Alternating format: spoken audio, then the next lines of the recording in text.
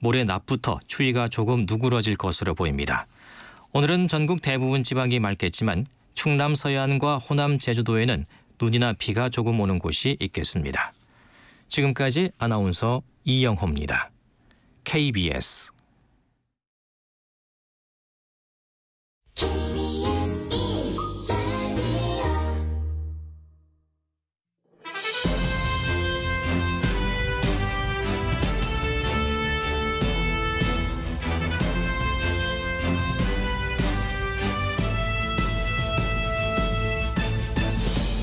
특집 KBS 1라디오 저녁. 안녕하십니까. 특집 KBS 1라디오 저녁 진행자 KBS 김용준 기자입니다. 자타공인 대한민국 최고의 영화축제 제44회 청룡영화상 시상식이 오늘 밤 8시 반부터 이곳 여의도 KBS 홀에서 열립니다. 올해 최우수 작품상에는 거미집, 다음 소희, 밀수, 올빼미, 콘크리트 유토피아가 후보에 올랐고 또 나무주연상, 여우주연상 주인공도 누가 될지 기대되는데요. 특히 오늘은 지난 1993년 14회 청룡영화상 시상식부터 진행을 맡은 청룡의 얼굴이자 상징 배우 김혜수 씨가 MC로 활약하는 마지막 시상식이라 그 더 의미가 깊은 것 같습니다. 오늘은 또 어떤 모습 보여줄지 기대해 보겠습니다. 2008년에 개봉한 영화 모던보이에서 김혜수 씨가 부른 개여울 듣고 시작하겠습니다.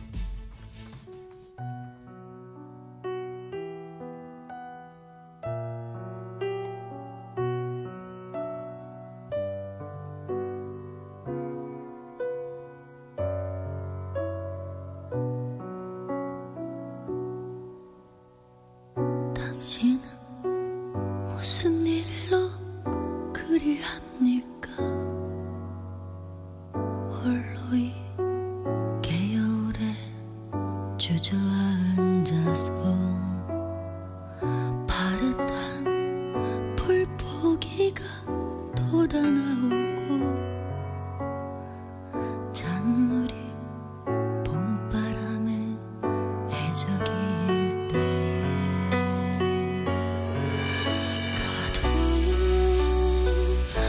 아주까지는 안놀아시던 그런 약속이 있었겠지요. 날마다 개여울에 나와 앉아서 하염없이 무엇을 생각합니다.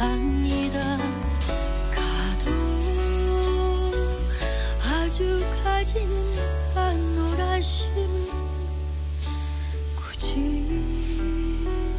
잊지 말라는 부탁인지요.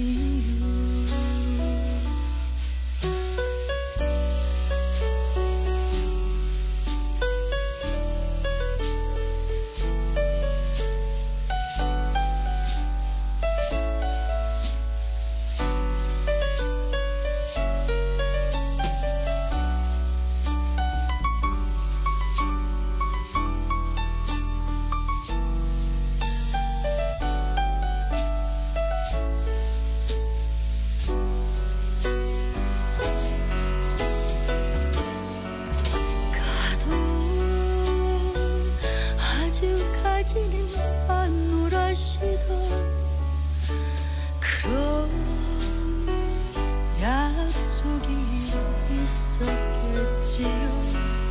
날마다 개여울에 나와 앉아서 하염없이 무엇을 생각합니다. 아주까지는 안놀아심은 굳이 잊지 말라는 부탁인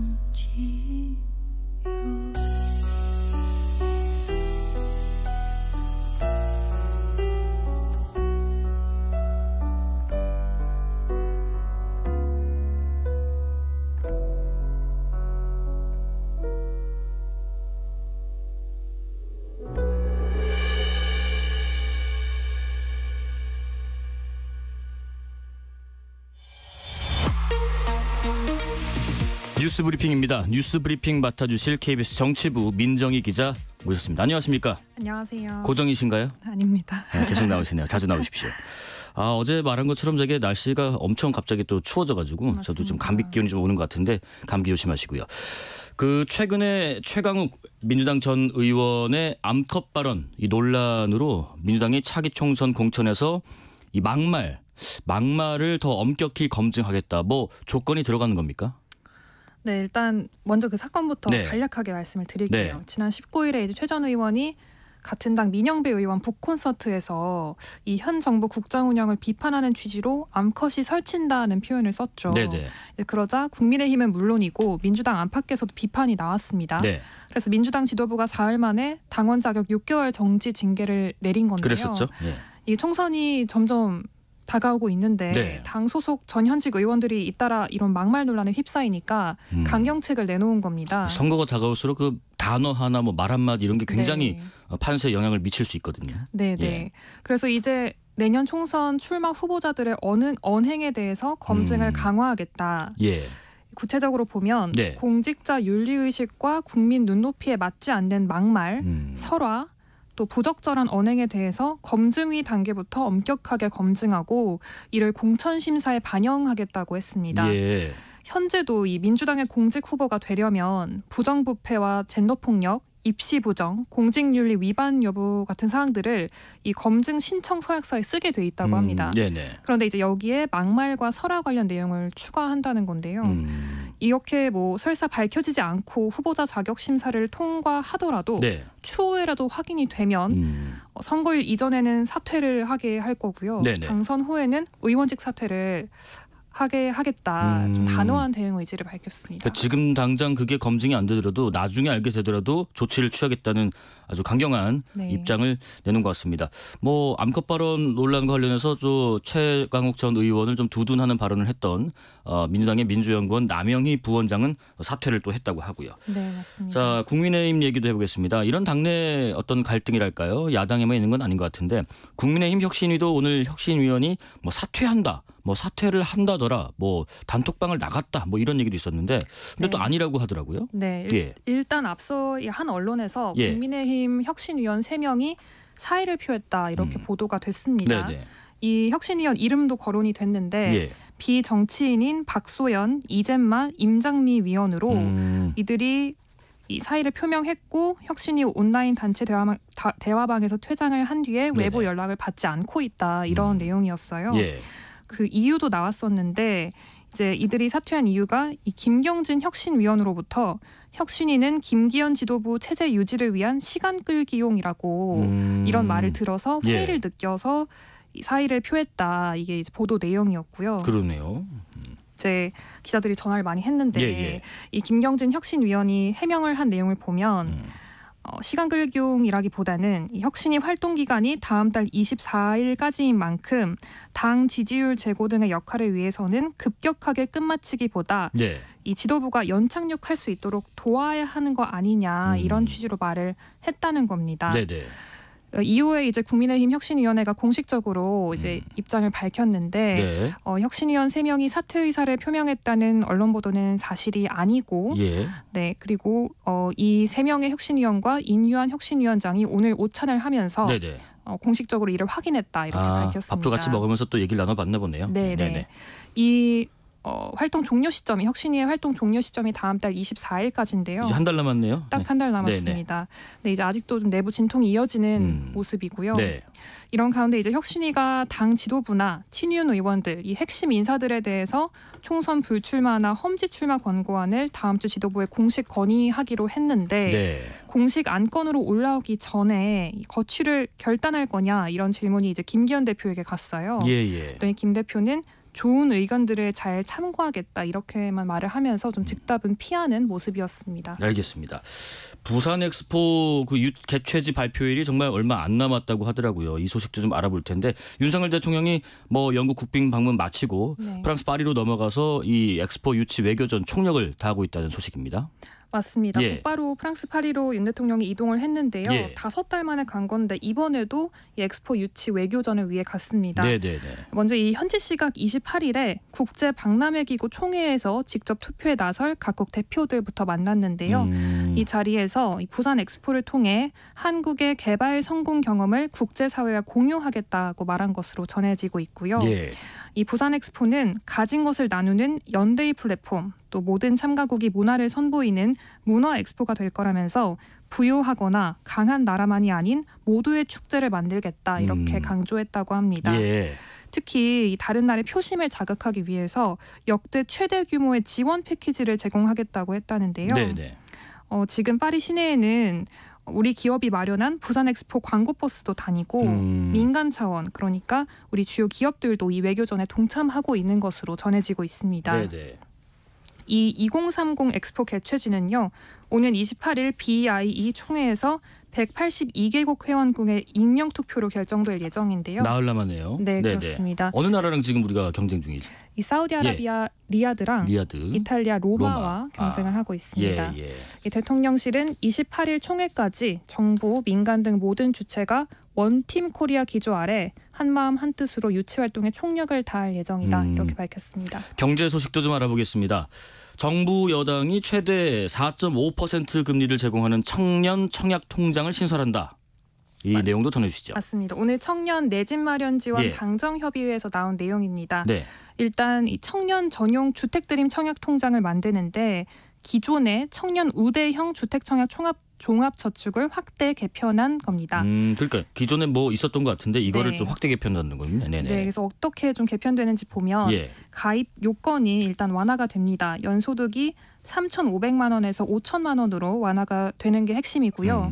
제공되는 금리도 4.3%에서 4.5%로 상향이 되고 네. 납부 한도 역시 월 50만 원에서 100만 원으로 늘어날 예정입니다. 네. 이 청약 통장을 통해 주택 청약에 당첨이 되면 분양가의 80%까지 연 2%대 고정금리로 주택담보대출을 받을 수 있다고 하는데요. 이 부분 되게 좋네요. 네. 분양가의 80%인데 금리도 고정금리로 2%대. 2%대. 네네네. 네. 이 밖에도 결혼이나 출산, 다자녀 같은 요건을 충족하면 추가 우대금리가 적용돼서요. 금리가 더 낮아진다고 합니다. 예. 이 기존 청년 우대형 주택 청약 종합저축 이름이 긴데요. 이 가입자는 네. 새 청약 통장으로 자동 전환되고요. 따로 이렇게 하지 않아도 네, 자동으로. 예. 전환되고 기존의 가입 기간과 납입 횟수도 모두 인정을 받는다고 합니다. 이 만기가 최장 40년이라고 하는데요. 예. 2025년에 출시될 예정이고 연간 10만 명 안팎이 혜택을 받을 수 있을 거라고 정부는 추산을 하고 있습니다. 이 원희룡 국토부 장관은 부담 가능한 가격대의 주택을 충분히 공급하기 위해서 공공분양 뉴홈을 앞으로 5년간 청년층을 중심으로 34만 호를 공급할 예정이라고 했는데요. 네. 뉴홈은 주변 시세의 70% 전후로 제공될 예정이라고 합니다.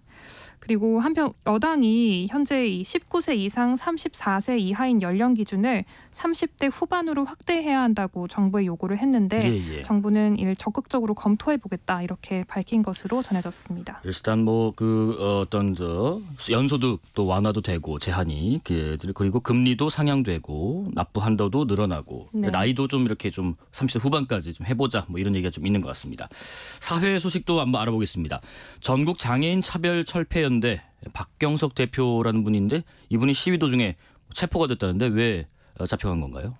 네, 일단 어제 서울교통공사가 네. 전국 장애인 차별철폐연대 전장연이죠. 전장연의 지하철 시위에 대해서 원천 봉쇄 방침을 밝혔는데요. 하루 만인 오늘 이 박경석 전장연 대표가 현행범으로 체포가 된 겁니다. 네네. 오늘 오전 8시 50분쯤에 서울 지하철 4호선 해화역 승강장에서 선전전을 하다가 네네. 퇴거 불응, 철도안전법, 업무방해 위반 혐의로 체포가 된 건데 이 연행 과정에서 극심한 통증을 호소해서 구급차를 타고 현재는 중랑구 녹색병원으로 이송된 것으로 전해졌습니다. 네네.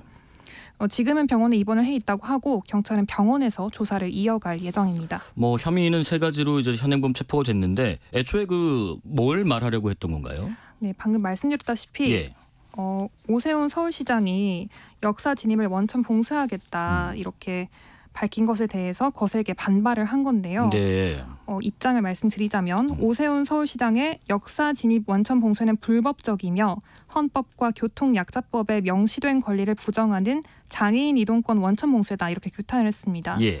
그러면서 이 3년간의 지하철 행동이 국가와 지방정부의 헌법과 교통약자법에 명시된 모두를 위한 이동의 자유를 실현하는 장애인 이동권 보장에 대한 예산 요구라고 주장을 했는데요. 예, 예. 아시겠지만 전 장현이 2021년 1월부터 장애인 이동권 보장 그리고 장애인 권리 예산 확보를 주장하면서 서울 지하철에서 시위를 해오고 있습니다. 올해 9월 25일 2호선 시청역에서 마지막 시위를 벌인 뒤에 약 2달 만인 지난 20일부터 시위를 재개한 상태인데요. 이 전 장현은 이동권 예산을 반영해달라고 요구를 하고 있습니다. 전 장현의 요구 예산에 비해 터무니없이 삭감된 국회 각 상임위 예산 아니라도 기획재정부와 국민의힘이 반영을 약속한다면 내달 1일로 예정된 제56차 출근길 지하철 탑니다를 유보하겠다. 약속이 실현되면 멈추겠다. 이렇게 밝힌 바가 있습니다. 네, 생활 뉴스도 한번 알아보겠습니다. 굉장히 좀 많이 추워졌어요. 어제보다 또 오늘 더 춥다고 하는데 온열기구나 난방기구를 이제 많이들 쓰실 텐데 되레 이걸 쓰다가 뭐 위험할 수도 있다고 하는데 왜 그런 거죠? 이 저온이어서 그렇습니다. 예, 예. 일단 일상생활에서 많이 쓰시잖아요. 뭐 잘 때 이불 속에 전기장판을 튼다든지 네네. 아니면 붙이는 한 팩을 뭐 발바닥이나 등에 이렇게 여러 개 붙이는 경우도 있는데 그렇죠. 일반적으로 화상을 유발하는 온도보다는 낮은 이 40도 이상의 온도에 장시간 노출되면서 피부 세포가 상한다고 합니다. 이 미국 화상학회 자료를 보면요. 예. 피부가 열에 노출되는 온도가 44도일 때 1시간, 50도일 때 3분, 그 다음에 60도에 노출이 되면 8초 안에 이 피부를 구성하는 단백질이 파괴된다는 보고가 있다고 합니다. 문제는 이 저온 화상은 초기에는 특별한 증상이 없어서 치료 시기를 놓친다는 건데요. 피부가 붉어지고 가렵거나 따가운 증상이 계속되면 병원을 찾아 진단을 받아야 합니다. 예. 특히 피부가 연약한 영유아나 노약자는 저온 화상 위험이 더 큰데요. 고령의 환자거나 당뇨 같은 기저질환이 있는 경우에는 말초 감각이 떨어지기 때문에 저온 화상을 입더라도 깊게 있는 경우가 있다고 합니다. 네. 따라서 저온 화상을 피하려면 전기장판을 쓸 때는 뭐 얇은 이불을 깔거나 긴 소매 옷을 입거나 살에 직접 닿지 않도록 해야 되고요. 네네. 핫팩 역시 피부에 직접 닿지 않게 붙이는 게 좋습니다. 아, 네네. 만약에 저온 화상을 입었다 하면은 예. 10분 이상 찬물로 열기를 빼주고 바로 병원에 가야 합니다. 아, 그러니까 피부에 직접 접촉하는 거를 전기장판이든 핫팩이든 좀 조심하는 게 중요하겠군요. 날씨 소식도 계속 알아보죠. 네, 어제와 다르게 오늘 갑자기 온도가 떨어지면서 네네. 추웠습니다. 오늘 서울의 낮 최고 기온이 2도여서 어제보다 10도 이상 낮았는데요. 네. 토요일인 내일 아침에는 서울이 영하 6도로 오늘보다 더 추워지겠고요. 일요일까지 평년 이맘때 기온보다 낮아서 추위가 이어지겠습니다. 지금도 서해안과 제주, 울릉도, 독도에는 눈이 조금 날리거나 빗방울이 떨어지는 곳이 있습니다. 오후에도 서해안엔 산발적으로 빗방울이 떨어지거나 눈이 날리겠고요. 제주 산지와 울릉도, 독도엔 1cm 안팎의 눈이 내리겠습니다. 예. 그 밖에 전국 대부분 지역은 맑겠습니다. 강원 영동과 경북 동해안은 대기가 매우 건조한 가운데 바람이 강하게 불고 있어서요. 불이 나지 않도록 주의해야 하고요. 추위는 다음 주 월요일에야 풀릴 것으로 보입니다. 네네. 제가 뭐 준비한 소식도 하나 좀 전해드릴게요. 행정전산망이 대체 왜 이런지 모르겠습니다. 일주일째 벌써 4번째나 장애가 있다고 하는데 여러분들 뭐 불편하신 분들 계셨을 거예요. 정부 모바일 신분증 안내하는 웹사이트 그리고 앱이 다 장애를 보이고 있다고 하는데 오늘 뭐 2시쯤부터 계속해서 이 사이트도 안 들어가지고 앱도 접속이 안 되면서 이제 중단했다고 하고요. 오후 늦게까지도 이제 모바일 신분증 발급 절차 이런 안내하는 사이트 접속만 됐고 실제로 이 서비스는 전면 중단됐다고 합니다. 그래서 들어가면은 뭐 일시적인 오류가 발생했다. 잠시 후 다시 시도해달라. 이런 문구가 계속되고 있다고 하는데 그러니까 지난 이 모바일 신분증 먹통 사태까지 포함해서 지난 17일부터 계속해서 행정정부 정산망 셧다운된 지 일주일 사이에 4번째나 전산 장애가 계속되고 있어서 대체 근본적인 이유가 뭔지 왜 자꾸 이런 일이 일어나는지 정부에서 좀 빠른 조치와 무엇보다 원인을 분석을 해서 좀 해결을 좀 해야 될 것 같습니다. 이렇게 불편해서 어떻게 우리가 쓸 수 있겠습니까? 뉴스브리핑 KBS 정치부 민정희 기자였습니다. 고맙습니다. 고맙습니다. 노래 듣고 이어가겠습니다. 산울림의 창문 너머 어렴풋이 옛 생각이 나겠지요.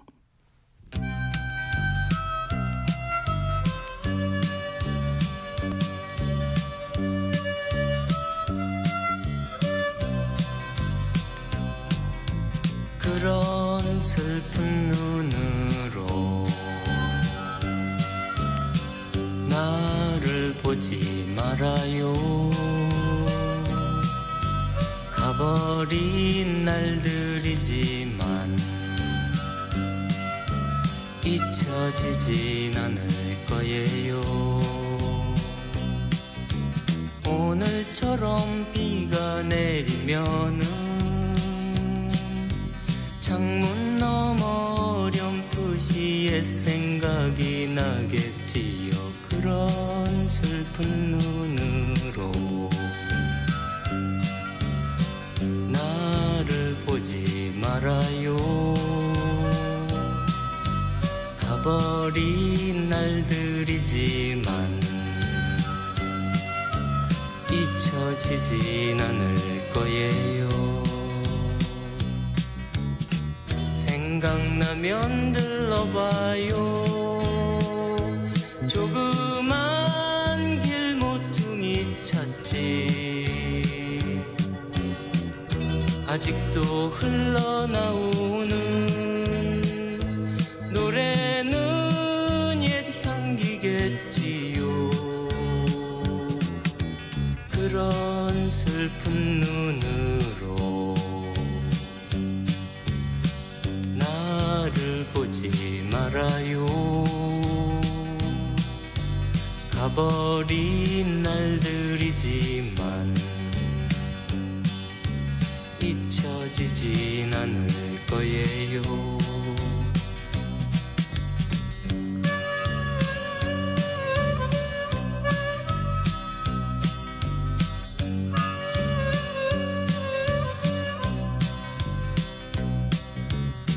생각나면 들러봐요.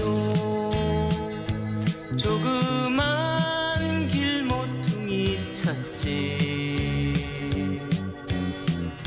아직도 흘러나오는 노래는 옛 향기겠지요. 그런 슬픈 눈으로 나를 보지 말아요. 가버린 날들이지만 잊혀지진 않을 거예요. 잊혀지진 않을 거예요.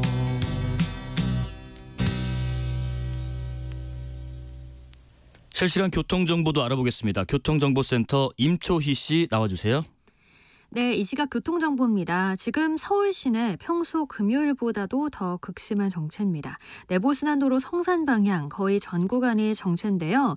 마장 진입램프에서는 사고가 나서 지금 전면 통제되고 있습니다. 도로 이용에 참고하시고요. 홍지문 터널 1차로에는 고장난 차가 있어서 또 조심하셔야겠습니다. 북부간선도로 종암 방향은 신내에서 종암까지도 많이 막혀서요. 40분이 넘게 걸리고요. 강변북로 구리 쪽 방화대교에서 양화대교 또 서강대교에서 구리시계까지 쭉 밀립니다. 동작대교 부근 3차로에는 사고 있으니까 잘 살펴서 지나시고요. 나란히 가는 올림픽대로 하남 쪽 행주대교에서 강동대교까지 전 구간 많이 막히고 있습니다. 특히 영동대교 부근 5차로에서는 사고가 나서요. 반포대교부터 심하게 밀립니다. KBS 교통정보센터에서 임초희였습니다. 각종 여론조사 분석해 보겠습니다. 여론조사 분석해 주실 이강윤 정치평론가 모셨습니다. 안녕하십니까? 안녕하세요. 네, 오늘도 여론조사 어떤 방법으로 누굴 대상으로 했는지 먼저 개요부터 설명해 주시고 시작해 보겠습니다. 이게 가장 중요하죠. 예. 오늘 소개해드릴 여론조사는 되게 크게 두 가지인데요. NBS라고 4개의 여론기관 회사가 모여서 자체적으로 조사하는 거, 그게 어제 발표됐었고요. 예.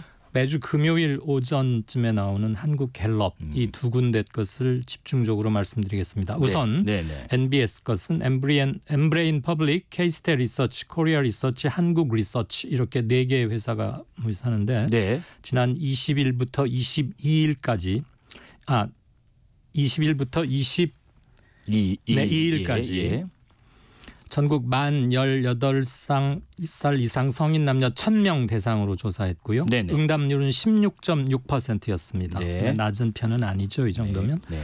반면 한국갤럽은 조사 기간이 하루 늦습니다. 21일부터 23일까지 했고요. 전국 성인 남녀 1,001명 대상이었습니다. 응답률은 13.4%입니다. 네.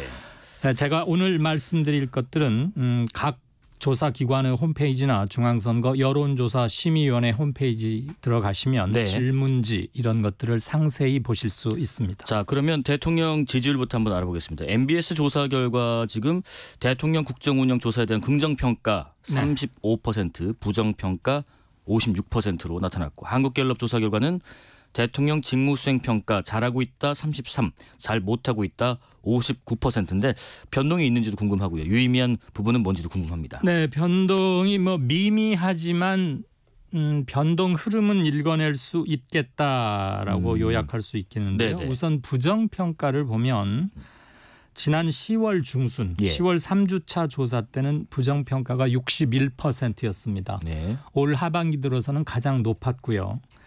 그 이후로 조금씩 1, 2%포인트씩 낮춰지다가 요번에 다시 이게 59%, 갤럽 수치로 지금 59%까지 올라간 거 아니에요. 예. 그러니까 61%까지 피크를 찍었던 거에 비하면 조금 작기는 하지만 네. 줄어들다가 다시 좀 부정평가가 소폭 늘어나고 있는 추세고요. 네네. 그게 지금 한 달간의 변화인 거죠. 지난 예. 10월 중순부터 지금이 11월 거의 마지막 네. 무렵이니까 긍정평가도 소폭 하락했습니다. 그런데 예. 긍정평가의 변동 폭이나 비율보다는 부정평가가 조금 더 커지고 있다. 그 점은 꽤 밑줄을 한번 그을 만한 대목으로 보여집니다. 네, 이유가 뭘까요? 이게 아무래도 예.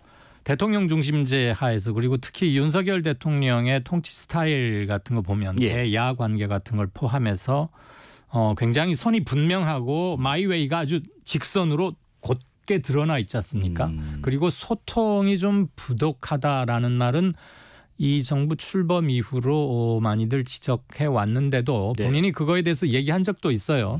뭐 충분히 듣고는 있다. 그런데 나는 인기에 연연해 하지 않고 본인이 생각하는 개혁, 해야 한다고 하는 것들은 밀고 나가겠다. 이게 이제 큰 틀에서는 충분히 알긴 하겠는데 국정이나 내치 부분에서 조그마한 특히 대야 관계, 정무적인 것에서 좀 갈등이나 이견이 생기면 예.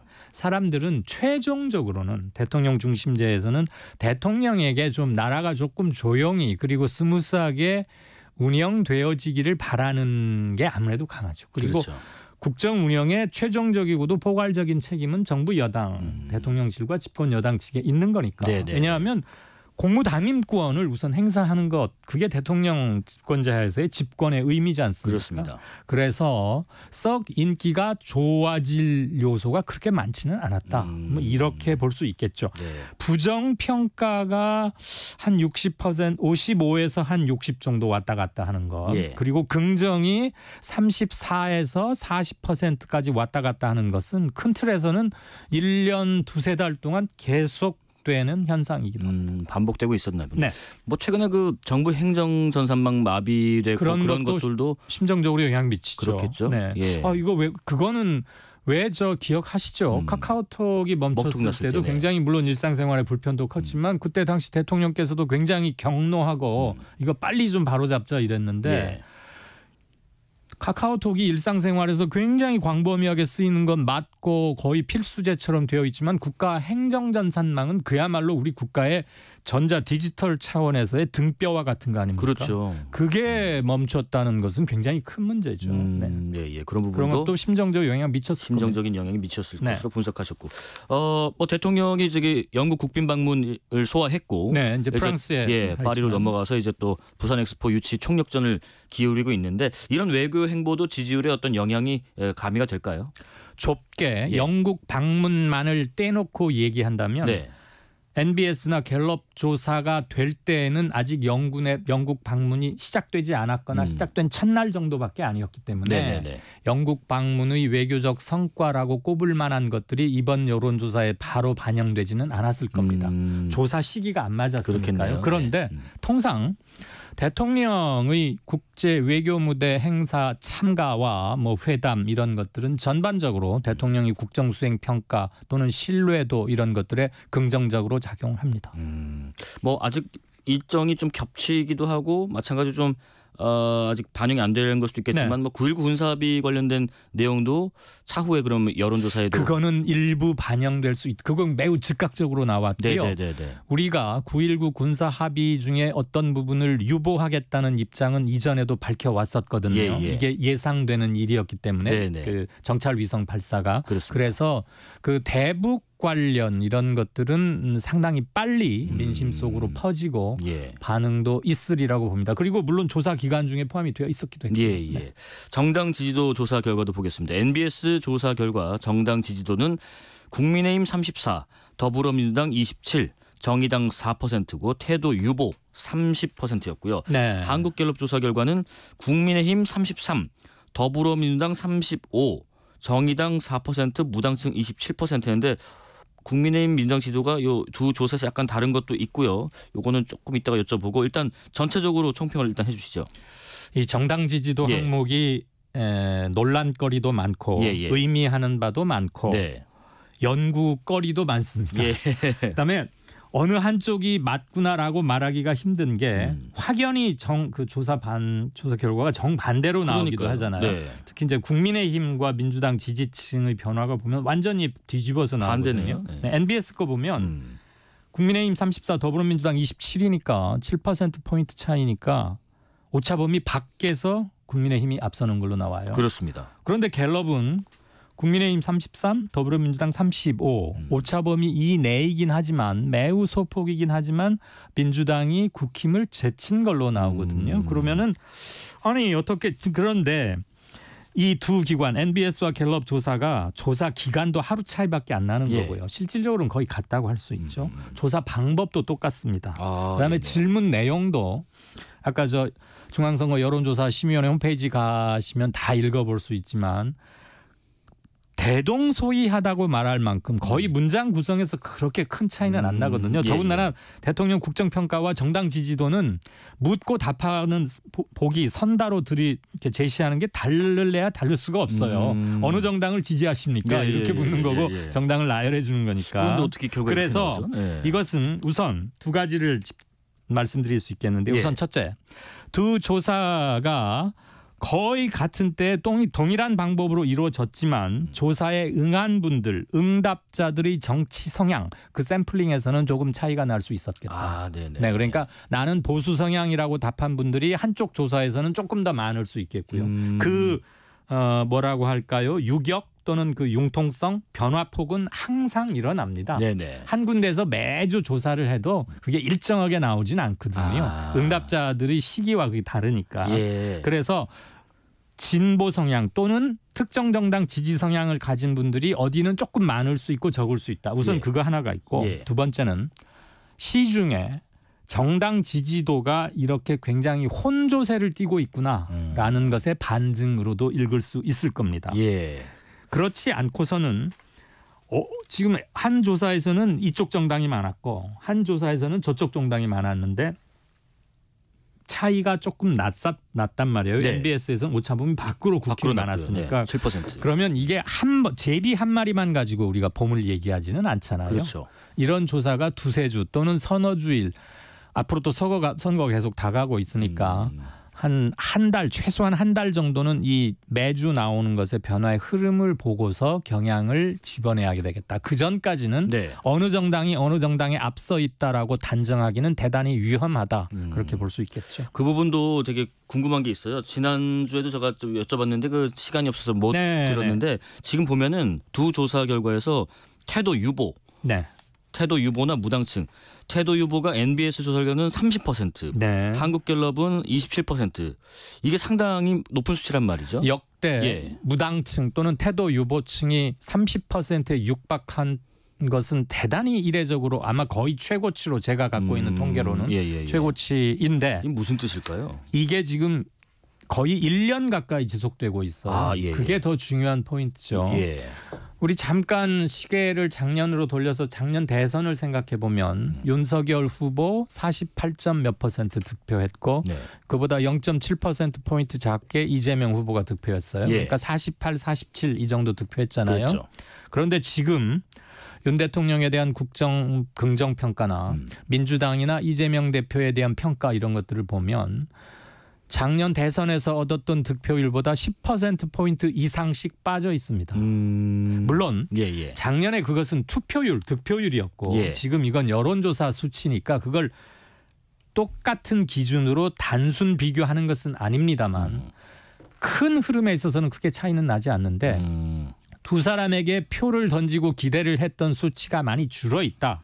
이탈자가 생겼다는 것이고 그 이탈자들이 무당층으로 지금 응답을 하고 있는 것이죠. 예, 그러니까 나는 태도를 유보하겠다. 그건 곧 지지하는 정당 없다는 것입니다. 네네. 이 사람들은 작년 대선 이후 정국 운영이라거나 나라 운영 살림살이 이런 것들이 뭔가 좀 흡족하지 않은 측면이 있고 네. 여당에게건 야당에게건 다 불만이 나름대로 있겠죠.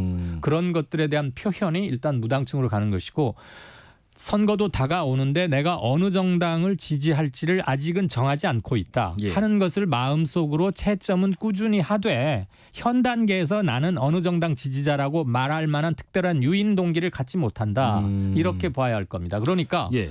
앞으로 내년 총선도 지금 두 당에 대한 지지가 굉장히 낮아 있어요. 예. 많이 빠져 있거든요. 무당층이라고 답하는 분들을 누가 더 많이 마음을 사서 자기 편 지지로 끌어들이느냐에서 승부가 갈리는 거 아니겠습니까? 예. 앞으로는 무당층이 몇 퍼센트나 더 늘어날까? 저는 이보다 더 늘어날 거라고 보지는 않습니다만 줄어드는 속도와 함께 예.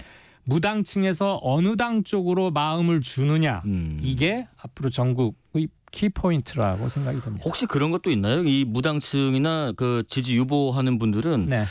그냥 정치에 관심을 두지 않겠다 혹은 대안 세력을 좀 기대한다.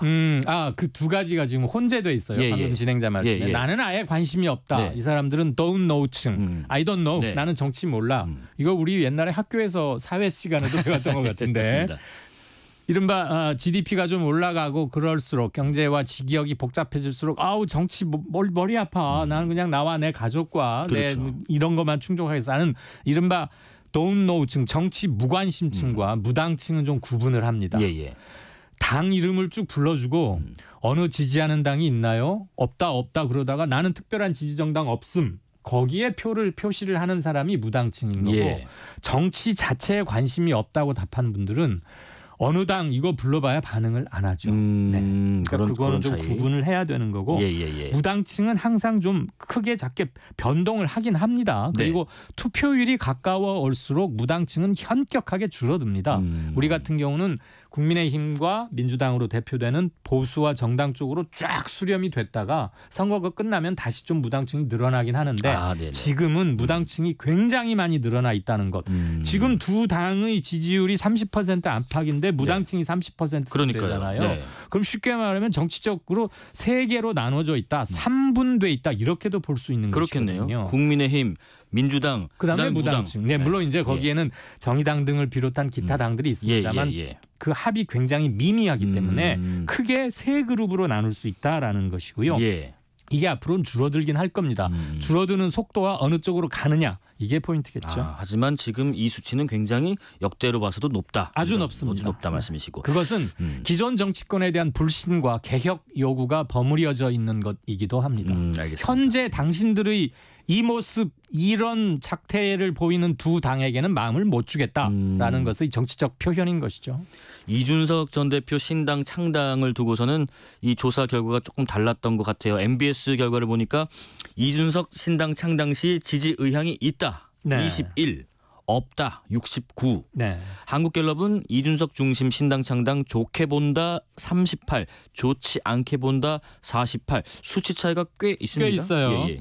우선 NBS 거 보면 이준석 신당이라고 통칭하죠. 이준석 신당에 난 별 지지할 생각 없어가 21인데 지지의향 없다가 그러니까 지지의향 있다가 21이고 지지의향 없다가 69니까 3배가 훨씬 넘죠. 그런데 요 전 항목에서 보면 NBS 조사에서 국민의힘 지지자가 34%로 더불어민주당보다 훨씬 많았습니다. 네네네. 그거하고도 일정 부분 연장 맥이 있나요? 네, 맥이 이어진다고 보는데 반면에 갤럽에서는 역시 이준석 신당에 대해서 탐탁치 않게 생각하는 경향은 있지만 좋게 본다와 좋게 보지 않는다의 차이가 10%포인트 정도로 오차범위는 살짝 넘었지만 어느 한쪽이 어느 한쪽을 압도한다고 말할 수는 없을 정도죠. 그러네요. MBS 것은 차이가 확 나는 그렇죠. 것이고 예. 이게 예.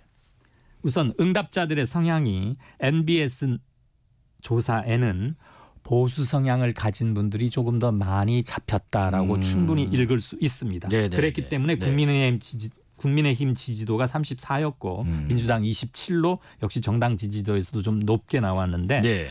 보수 성향 유권자나 시민들의 의견 중에서 이준석 신당에 대해서는 상당히 아직 갈피를 잘 못 잡겠다 또는 의견의 변화폭이 매우 크다. 이렇게 볼 수 있는 거예요. 왜냐하면 우선 첫째, 과연 신당이 만들어질까? 저 친구가 나와서 정말 신당을 할까? 본인 말로는 12월 27일까지 대통령실과 대통령 측에서 자기가 요구한 것들에 대한 명확한 답변이나 변화가 없다면 하겠다라고 했잖아요. 사실 그 말은 시간을 딱 못 받고 조건을 내거는 것은 통첩에 가깝습니다. 더군다나 대통령을 콕 찍어서 지금 날짜를 정했잖아요. 그 말은 대통령의 폭을 굉장히 좁히는 건데 받아들이기 힘든 점이 있겠죠. 어쨌거나 신당을 하긴 할 것 같은데 그러지 않을 가능성도 무시할 수 없는 것이기 때문에 과연 해?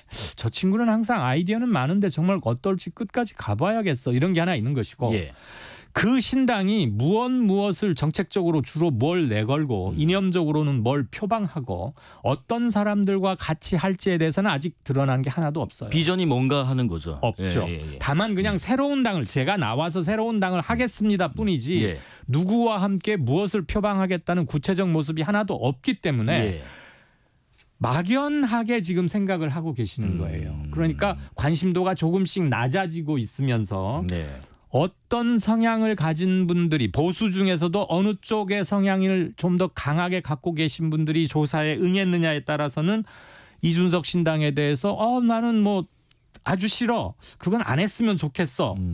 아니면 뭐 한번 기대해 볼까? 뭐 이게 숫자가 이렇게 확 차이가 나버리는 겁니다. 그게 이준석 신당의 모습이 누가 생각하더라도 큰 오차 없이 그려낼 수 있을 만큼 또렷하고 선명하다면 그거에 대해서 사람들이 생각을 가질 거리가 충분히 파악이 됐으니까 선택을 하겠죠. 구체적으로 답변을 할 수 있겠죠. 근데 아직은 잘 모르기 때문에 지지 의향 있다가 21이고 없다가 69인데 하루 뒤 조사에서는 괜찮게 본다가 40에 육박하고 좋지 않게 본다 48.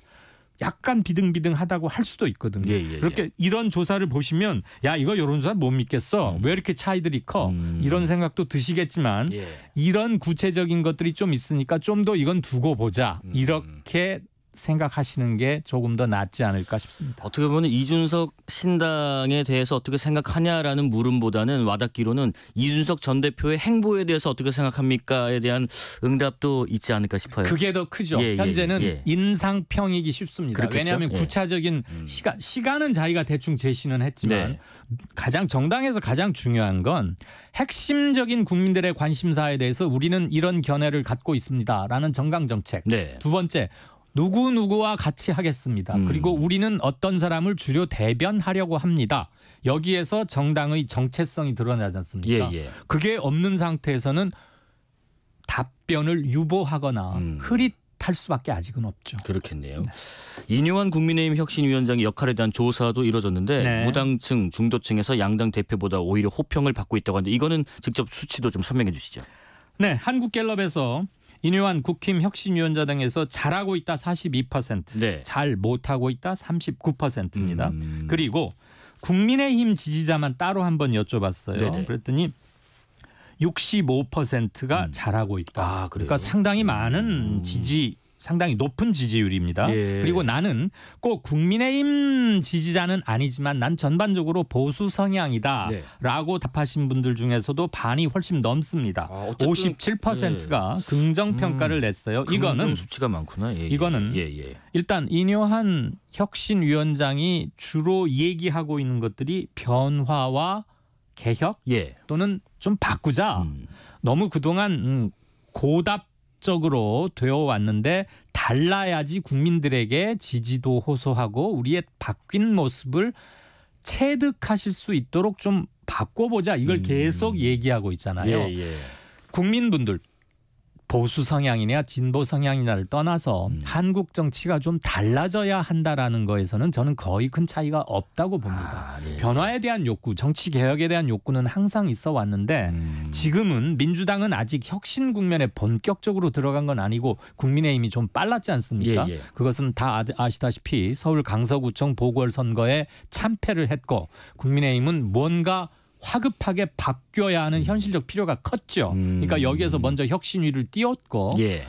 전혀 비정치권에 있던 분이 와서 핵심을 툭툭툭 건드렸어요. 대통령도 좀 소통 이런 얘기도 하면서 예. 중진들 이른바 윤핵관 유명한 사람들 자기 희생하거나 불출마하거나 험지 출마해라. 예. 그래서 심판도 제대로 한번 받아보자 이러니까 당연히 기자들 기사 출고량도 많을 것이고 예. 기사 노출량도 많을 것이고 기사 건수가 여론조사에 상당히 밀접한 영향력을 미칩니다. 예. 많이 언급될수록 사람들의 눈이 가는 것이고 그 말은 생각을 하게 된다는 것이고 그거에 대한 견해를 가지실 수 있다는 거죠. 신문이나 기사에서 언론에서 다루지 않아 버리면 예.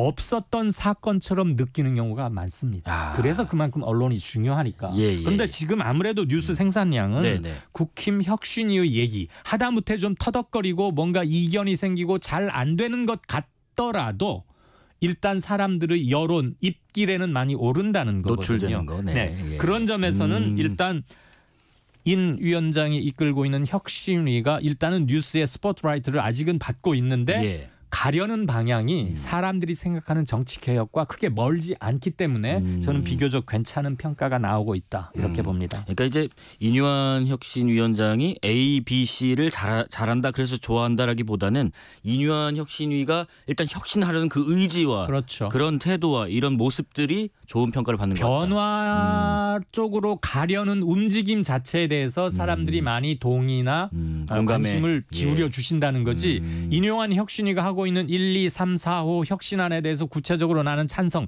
꼭 이렇게라기보다는 좀 넓게 읽어주는 게 더 맞을 것 같습니다. 한 1분 정도 남았는데요.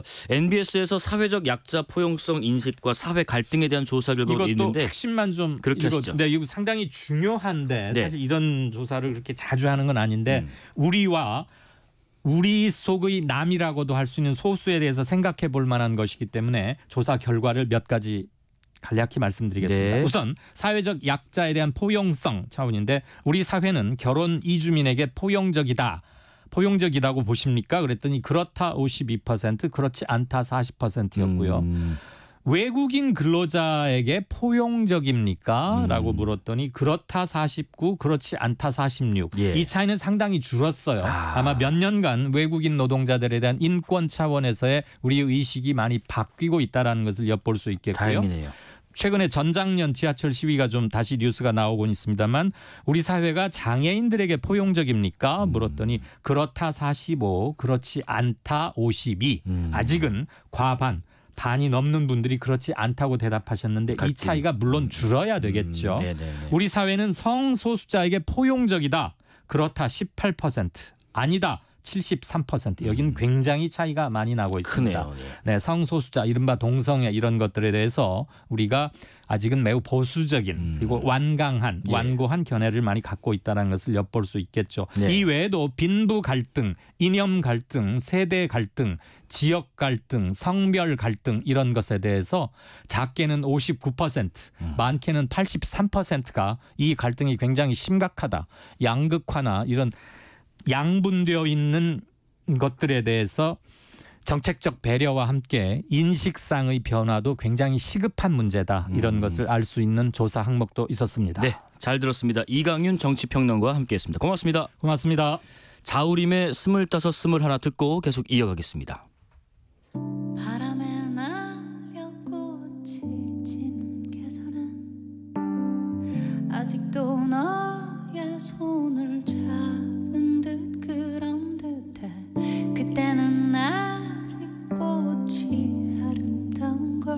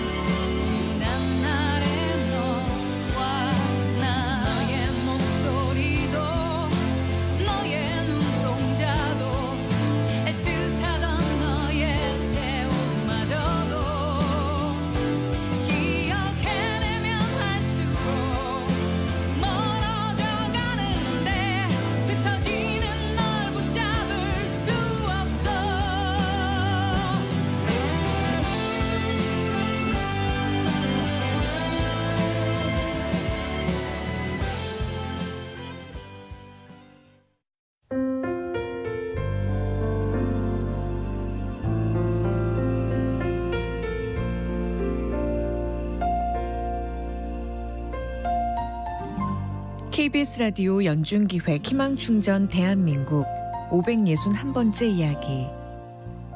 안녕하세요. 아나운서 이현주입니다. 11살 효진이는 요즘 들어 걱정이 부쩍 늘었습니다. 입과 생식기에 궤양이 생기는 베체트병을 앓고 있는 엄마에게 뇌동맥에 꽈리까지 발견된 건데요. 언제 쓰러질지 몰라 한시도 엄마 곁을 비울 수 없는 효진이. 그런 효진이 가족에게 또 하나의 걱정이 늘었습니다. 엄마와 비슷한 증상이 효진이와 동생에게도 나타난 건데요.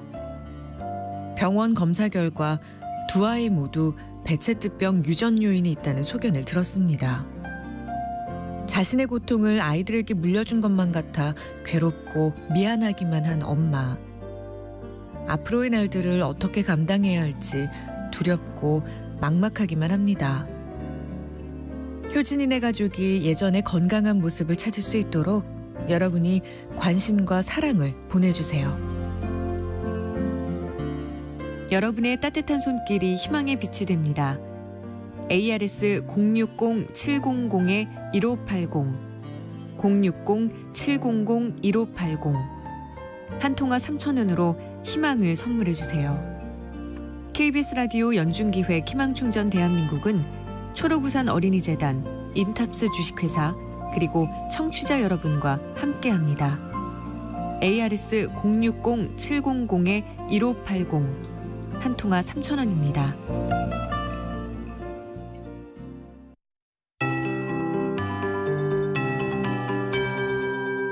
KBS 58분 날씨.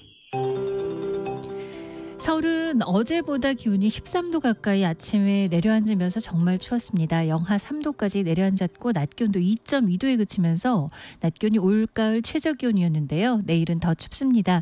서울이 영하 6도까지 떨어지겠고 파주와 철원은 영하권의 두 자릿수 영하 10도, 강릉대구 영하 3도, 부산도 내일은 영하 1도까지 내려앉으면서 전국이 올가을 들어 가장 춥겠습니다. 내일 낮 기온 서울이 4도에 머물겠고요. 광주, 대구 8도 등으로 대부분 한 자릿수입니다.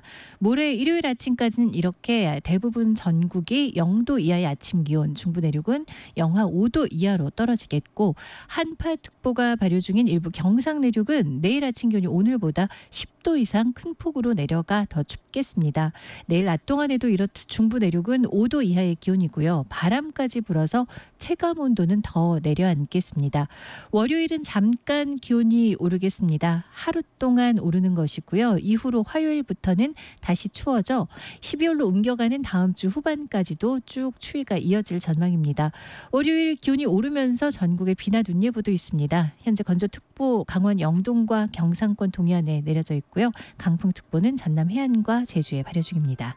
현재 서울 기온 영하 0.9도, 습도는 34%입니다. 기상청에서 최영우였습니다.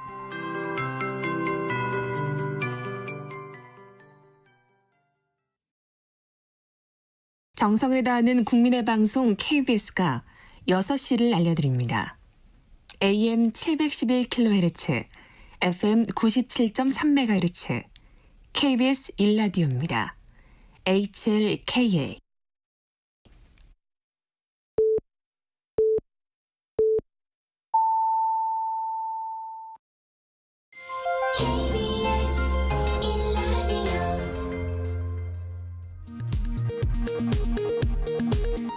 이 시각 라디오 정보센터 뉴스입니다. 이스라엘과 하마스가 전쟁 개시 48일 만에 나흘 동안 교전을 멈췄습니다. 하마스가 억류하고 있는 인질 13명과 이스라엘 감옥에 있는 팔레스타인 수감자 39명도 우리 시간 오늘 밤 11시에 풀려납니다. 일본 정부는 한국 사법부가 어제 위안부 피해자들이 낸 손해배상 청구 소송에서 일본의 배상 책임이 있다고 판결한 데 대해 매우 유감스럽고 결코 받아들일 수 없다고 밝혔습니다. 사흘간 마비됐던 정부 행정 전산망이 복구된 뒤로도 정부 온라인 서비스 곳곳에서 장애가 연일 반복되고 있습니다. 오늘 오후에는 정부 모바일 신분증 웹사이트와 앱이 모두 장애를 보이며 접속이 중단됐습니다. 34세 이하 무주택 청년이 청약통장에 가입해 주택을 분양받으면 최저 연 2.2%의 저금리로 주택담보대출을 받을 수 있게 됩니다. 정부와 여당은 이 같은 내용을 담은 청년 내 집 마련 주거지원 프로그램을 확정했습니다. 과외 앱으로 접근해 또래 여성을 잔인하게 살해하고 시신을 훼손 유기한 정유정에게 법원이 무기징역을 선고했습니다. 재판부는 범행을 치밀하게 계획했다며 엄벌이 필요하다고 밝혔습니다. 지금까지 라디오 정보센터 뉴스 정한나였습니다.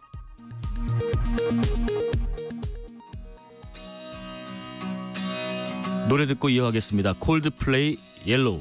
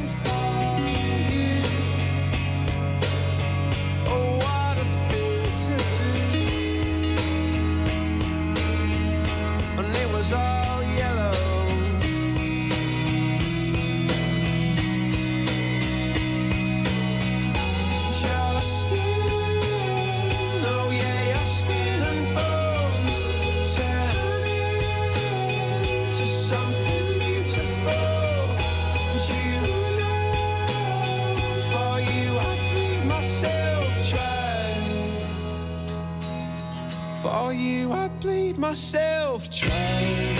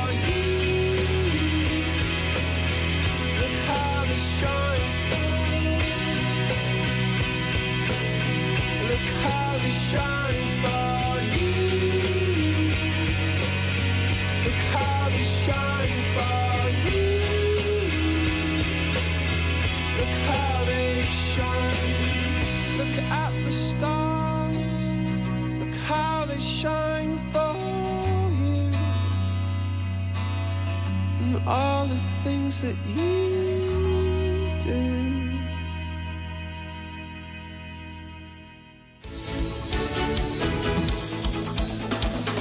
이른바 노란봉투법으로 불리는 노조법 개정안이 국회 본회의를 통과한 지 보름이 됐습니다. 아직 갈 길은 여전히 좀 멀어 보이는데요. 공포를 앞두고 멈춰서 있는 상태고요. 대통령의 거부권 행사가 있을 거라는 관측도 나옵니다. 이 법안의 첫 발판 10년 전 한 주부의 편지에서 시작됐다고 합니다. 지금 노동 문제를 바라보는 우리 사회의 모습은 어떻고 또 앞으로는 어때야 한다고 생각하시는지 노란봉투 캠페인을 처음 제안했던 시민 배춘환 씨 모시고 이야기 들어보겠습니다. 안녕하십니까? 네, 반갑습니다. 네.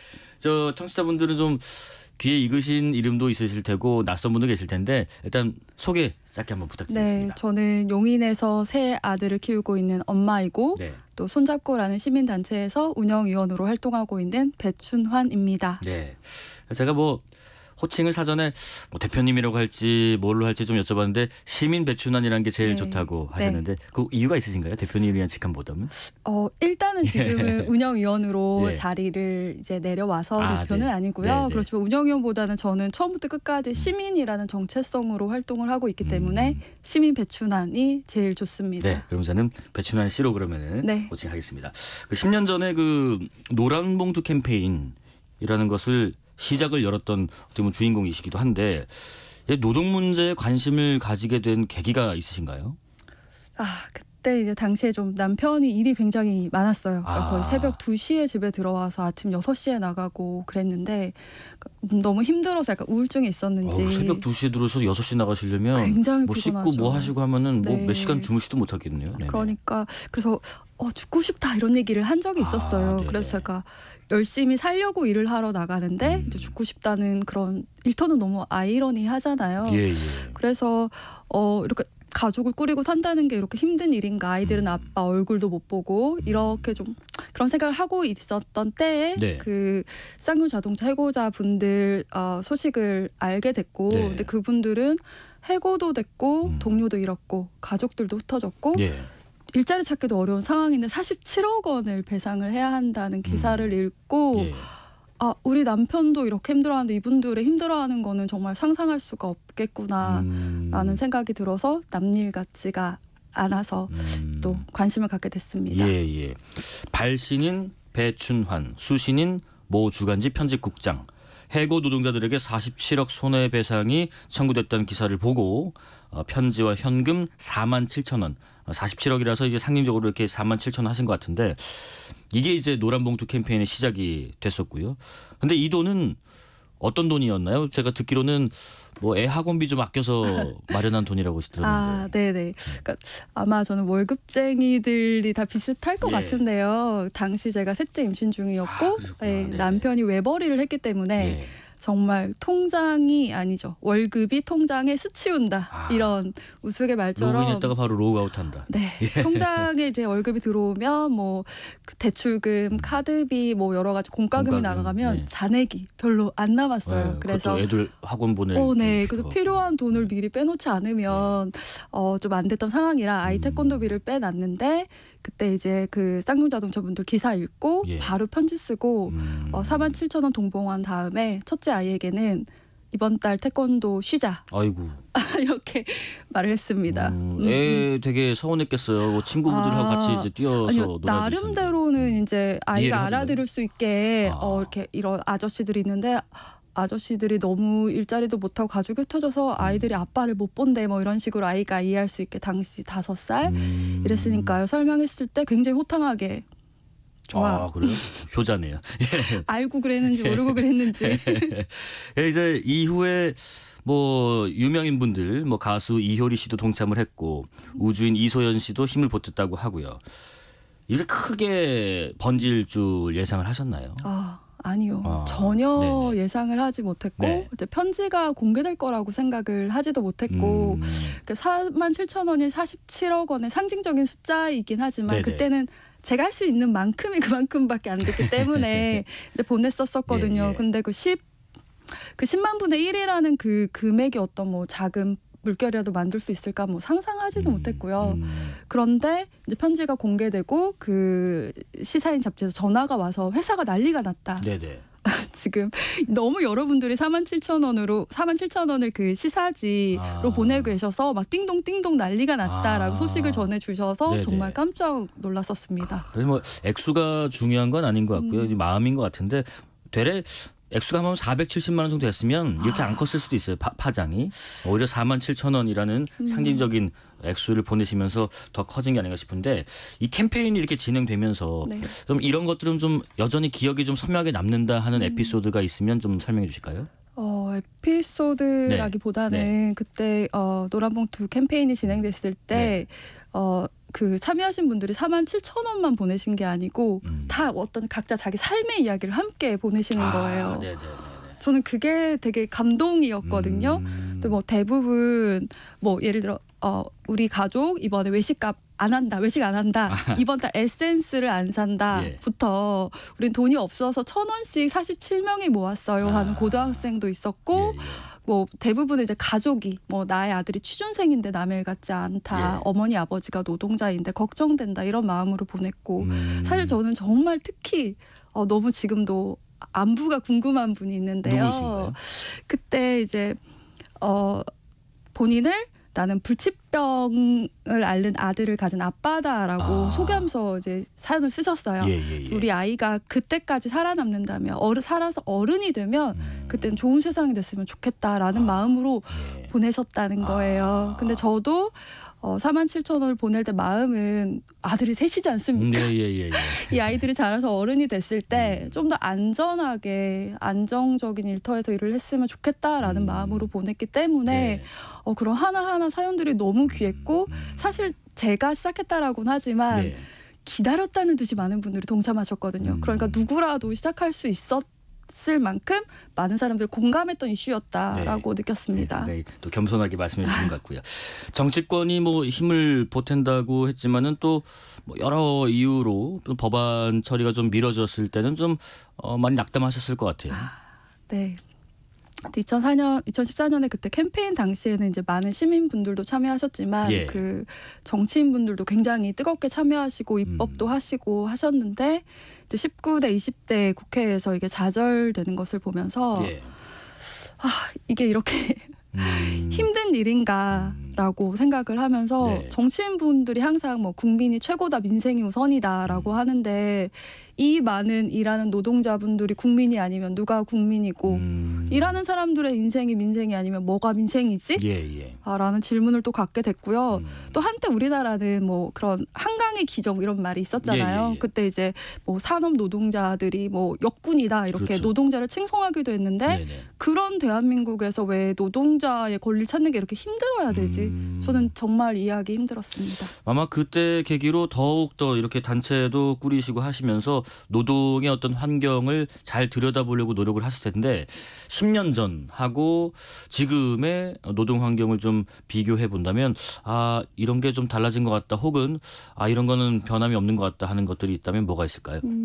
정말 많이 빠르게 달라지는 것 같아요. 우선 뭐 커피 한 잔만 마시고 있어도 그 짧은 시간에 이렇게 배달 일 하시는 분들이 굉장히 많이 오가는 걸 볼 수 있고 저도 지금은 택배 하시는 분들 안 계시면 생활이 정말 불편해질 것 같아요. 그리고 또 제 지인은 학교에서 이제 급식 일을 하는데 몇 시간 이상이 넘으면 그 하청업체에서 4대 보험을 들어줘야 하기 때문에 시간을 끊어서 근무해야 하고 또 뭐 인생 계획은 둘째치고 6개월마다 갱신을 해야 되기 때문에 6개월 앞을 계획할 수가 없다. 그러니까 일자리가 점점 각자 도생 예측 불가가 되는 것 같고 저는 이거를 뭐 기업의 언어로 표현하자면 뭐 유연한 노동시장이라고 할 수 있겠지만 그 일하는 사람 입장에서는 불안정한 인생 시장이다라고 말할 수 있을 것 같습니다. 유연한 노동시장이라고 쓰고 불안정하다고 읽는다라는 말씀이신 것 같습니다.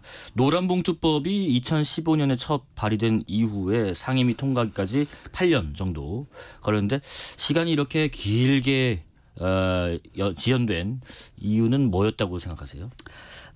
저는 오죽하면 이런 생각도 해봤는데요.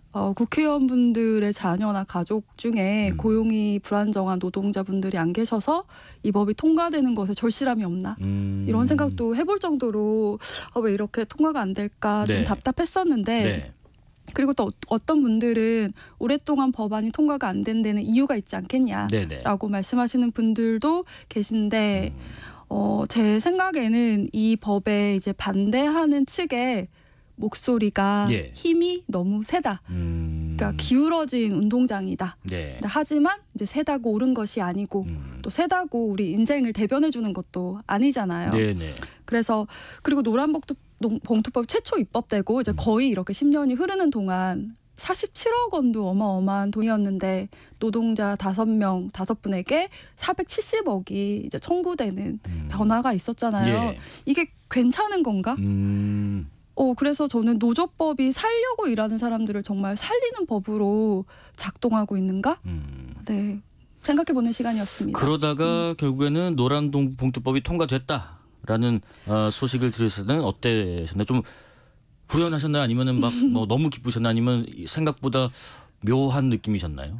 저는 뭔가 진짜 오랫동안 고대하던 아기가 정말 고통스러운 난상 끝에 태어났다. 그래서 정말 일단은 너무 기뻤어요. 그래서 이제 함께 활동하신 분들하고 축하도 하고 싶었지만 그 대통령의 거부권을 생각을 하면 뭔가 정말 힘들게 갓 태어난 희망을 가져야 할 아이 앞에 큰 칼이 놓인 것 같은 어떤 살벌한 분위기도 있었기 때문에 또 마냥 기뻐할 수는 없었습니다. 그 이야기는 좀 잠시 후에 다시 좀 나눠보고요.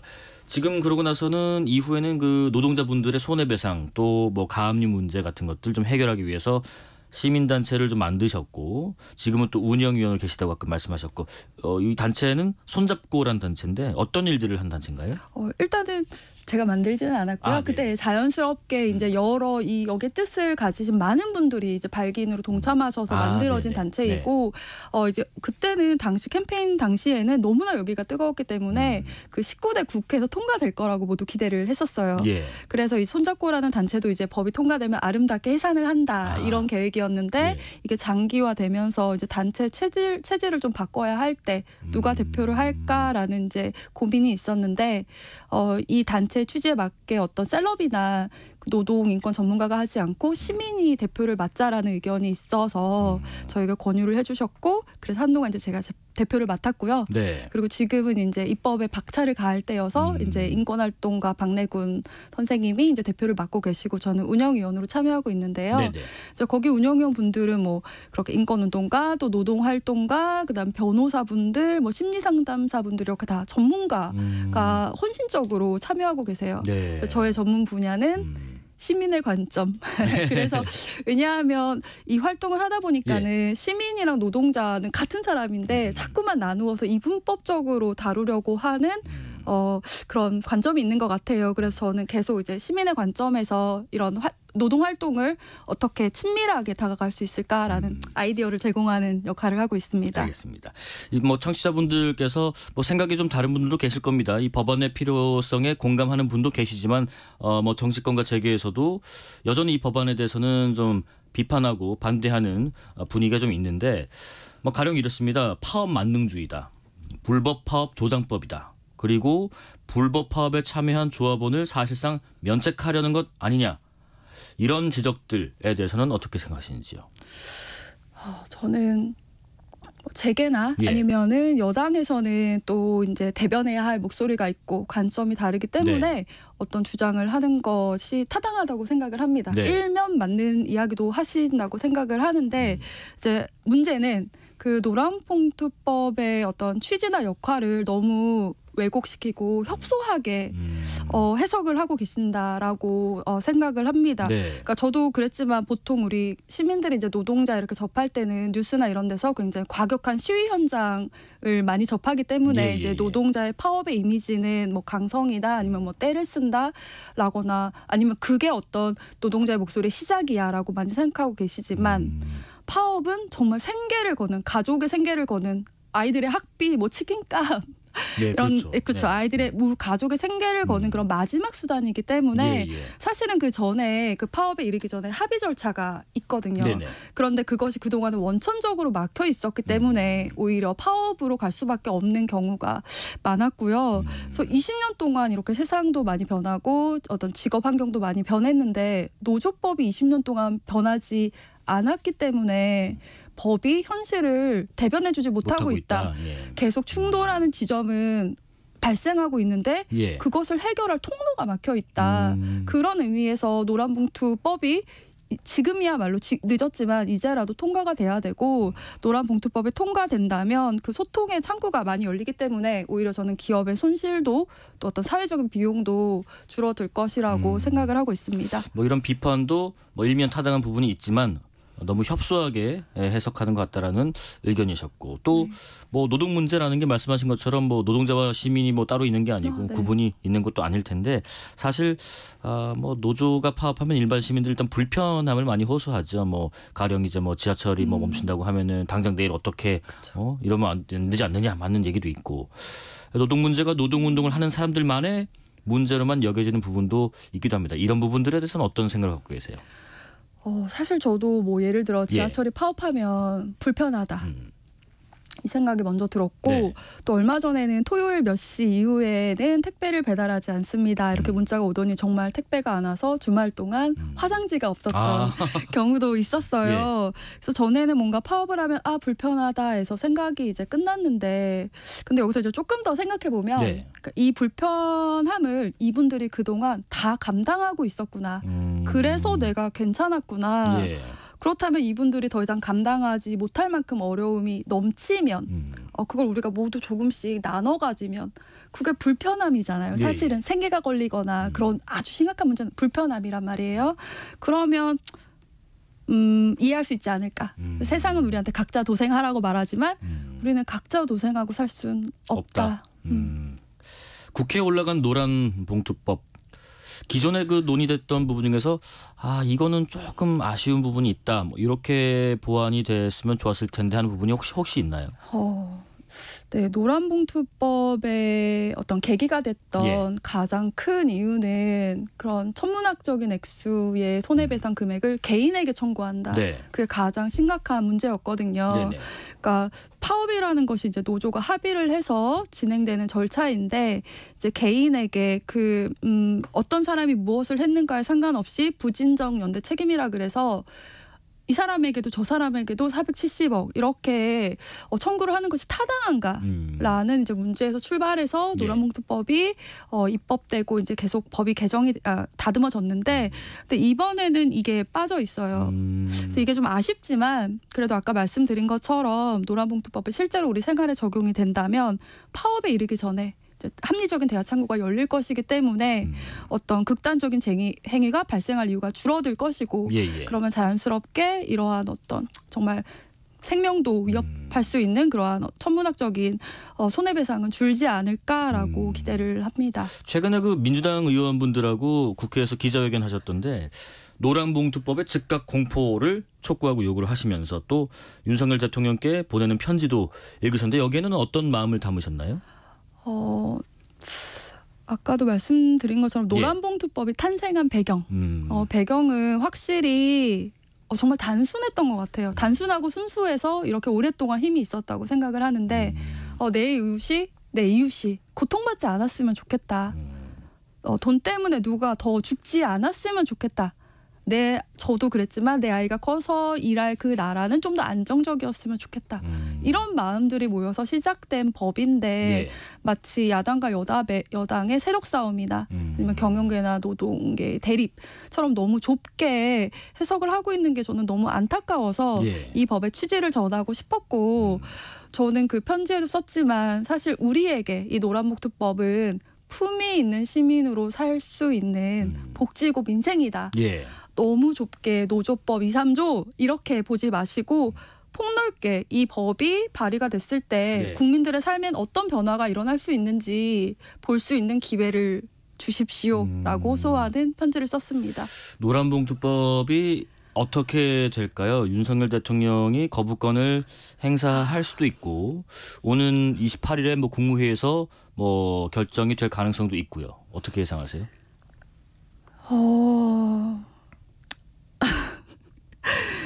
저는 사실은 간호사법이랑 양곡관리법도 예, 예. 그 거부권 행사하셨을 때 정말 마음이 아팠어요. 왜냐하면 친구 중에 간호사도 있고 네. 주위에 쌀 농사 짓는 분들도 있어서 이게 정말 내 이웃이랑 직결되는 법들인데 뭔가 그분들이 얼마나 염원했는지 알기 때문에 근데 단칼에 이렇게 끊어주는 게 너무 마음이 아팠는데 저는 사실 만일 거부권을 행사하신다면 저는 이분들의 이름을 부르고 싶습니다.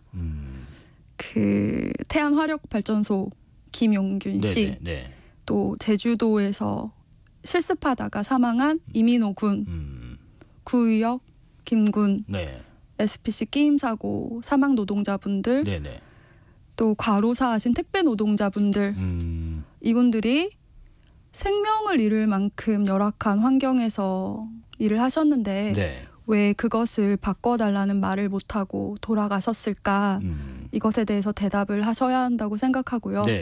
그리고 앞으로도 그럼 기업이 이렇게 노동자들을 갈아 넣어서 이윤을 추구하겠다는 것인가에 대해서도 답을 하셔야 한다고 생각을 하고 하지만 저는 20년 동안 아무도 바꾸지 못한 이 노조법을 최초로 바꾼 윤석열 대통령으로 국민들에게 기억되기를 기대하는 마음을 끝까지 포기하지 않으려고 합니다. 뭐 지켜보죠. 바람이 이루어지길 한번 기원을 하시면서 지켜보겠습니다. 노란 봉투 캠페인을 처음 제안한 시민 배춘환 씨와 이야기 나눠봤습니다. 오늘 말씀 고맙습니다. 네, 감사합니다. 사라 바렐리스의 그래비티 노래 듣고 돌아오겠습니다.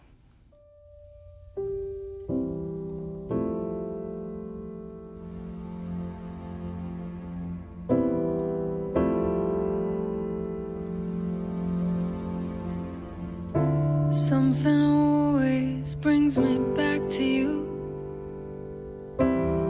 It never takes too long.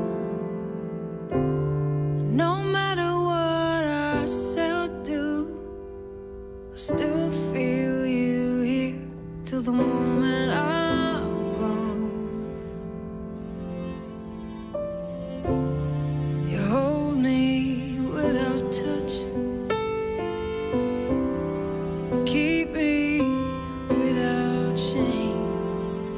I never wanted anything so much than to drown in your love and not feel your rain. Set me free, leave me be.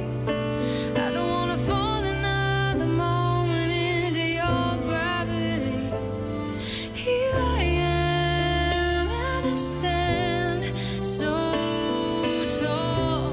I'm just the way I'm supposed to be, but you're on to me and all over me. Oh, you loved me 'cause I'm fragile. When I thought that I was strong, but you touched me for a little while. All my fragile strength is gone. Set me free, leave me be. I don't wanna fall another moment into your gravity. Here I am and I stand so tall. I'm just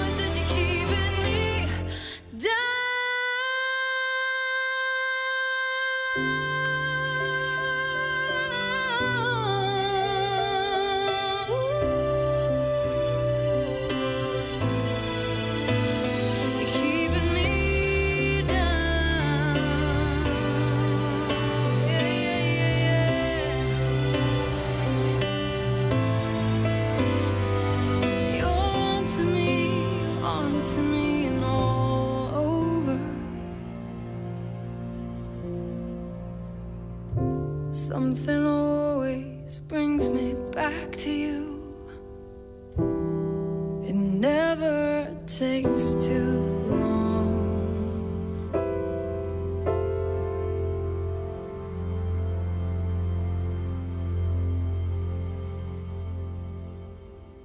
실시간 교통정보도 알아보겠습니다. 교통정보센터 임초희 씨 나와주세요. 네, 이 시각 교통정보입니다. 강변북로 구리 쪽입니다. 방화대교에서 양화대교 또 언효대교에서 구리시계까지 밀립니다. 천호대교 부근 4차로에서는 사고 났고요. 반대 일산 방향은 잠실대교 지나서도 3차로에 사고 있어서 주의하셔야겠습니다. 이후에는 동호대교에서 가양대교까지 많이 막히고요. 동부간선도로 의정부 쪽 성수분기점을 시작으로 상계교까지 1시간이 넘게 걸리는 극심한 정체입니다. 경부고속도로 서울 쪽으로는 북천안 부근에서 남사 쪽으로 20km 구간 막히고요. 이후 경부 동탄터널에서 수원, 신갈에서 판교, 또 달래내에서 한남 나들목까지 모두 극심한 정체입니다. 남부권에서 남해고속도로 부산 방향이고요. 축동 1차로에서 사고 처리 중이라 일대 정체입니다. 이후에는 산인터널에서 산인 분기점, 또 칠원 부근에서 함안 2터널, 그리고 북부산 요금소에서 덕천까지 제속도 못 냅니다. KBS 교통정보센터에서 임초희였습니다.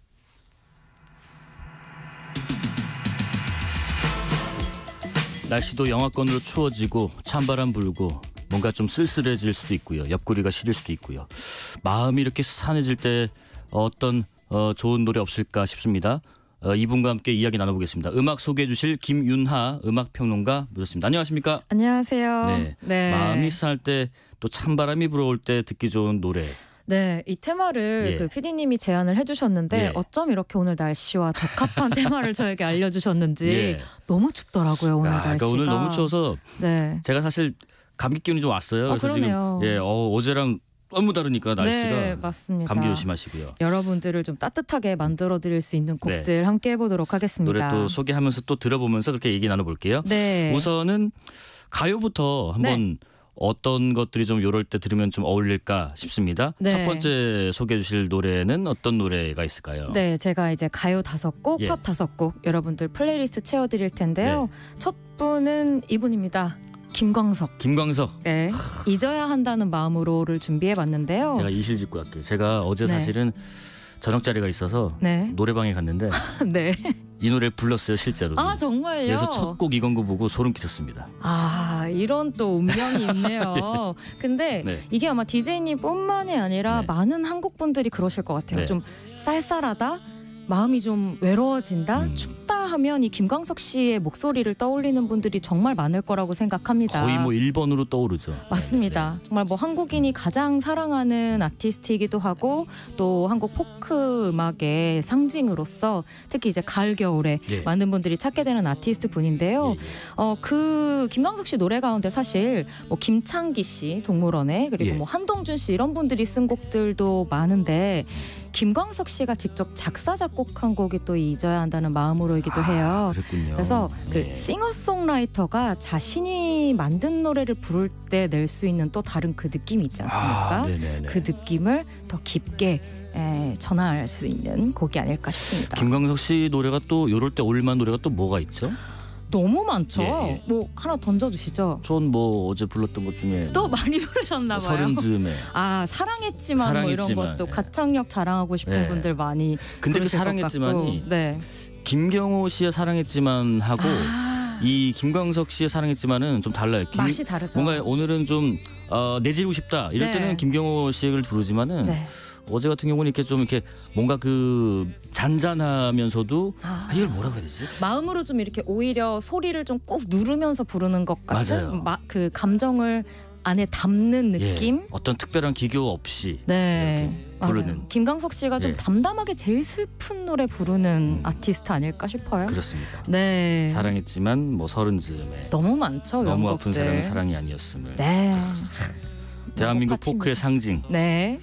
김광석 씨가 작사도 했고 작곡도 한 잊어야 한다는 마음으로 마음이 쌀 때 듣기 좋은 노래 첫 번째로 꼽아주셨고요. 네. 두 번째는 또 어떤 노래인가요? 네, 이어서는 같은 계열로 한 분 또 뽑아봤는데요. 제가 개인적으로도 너무 좋아하는 아티스트이기도 합니다. 장필순 씨의 노래고요. 네. 나의 외로움이 널 부를 때라는 곡입니다. 제가 그 사전에 선곡 플레이리스트를 골라주셔서 네. 다 듣고 왔습니다. 그래서 그래야 좀 말씀이 통할 것 같아서 우등생. 일단 나의 외로움이 널 부를 때 지금 나오고 있는 이 노래 같은데 이 노래는 어떤 노래인가요?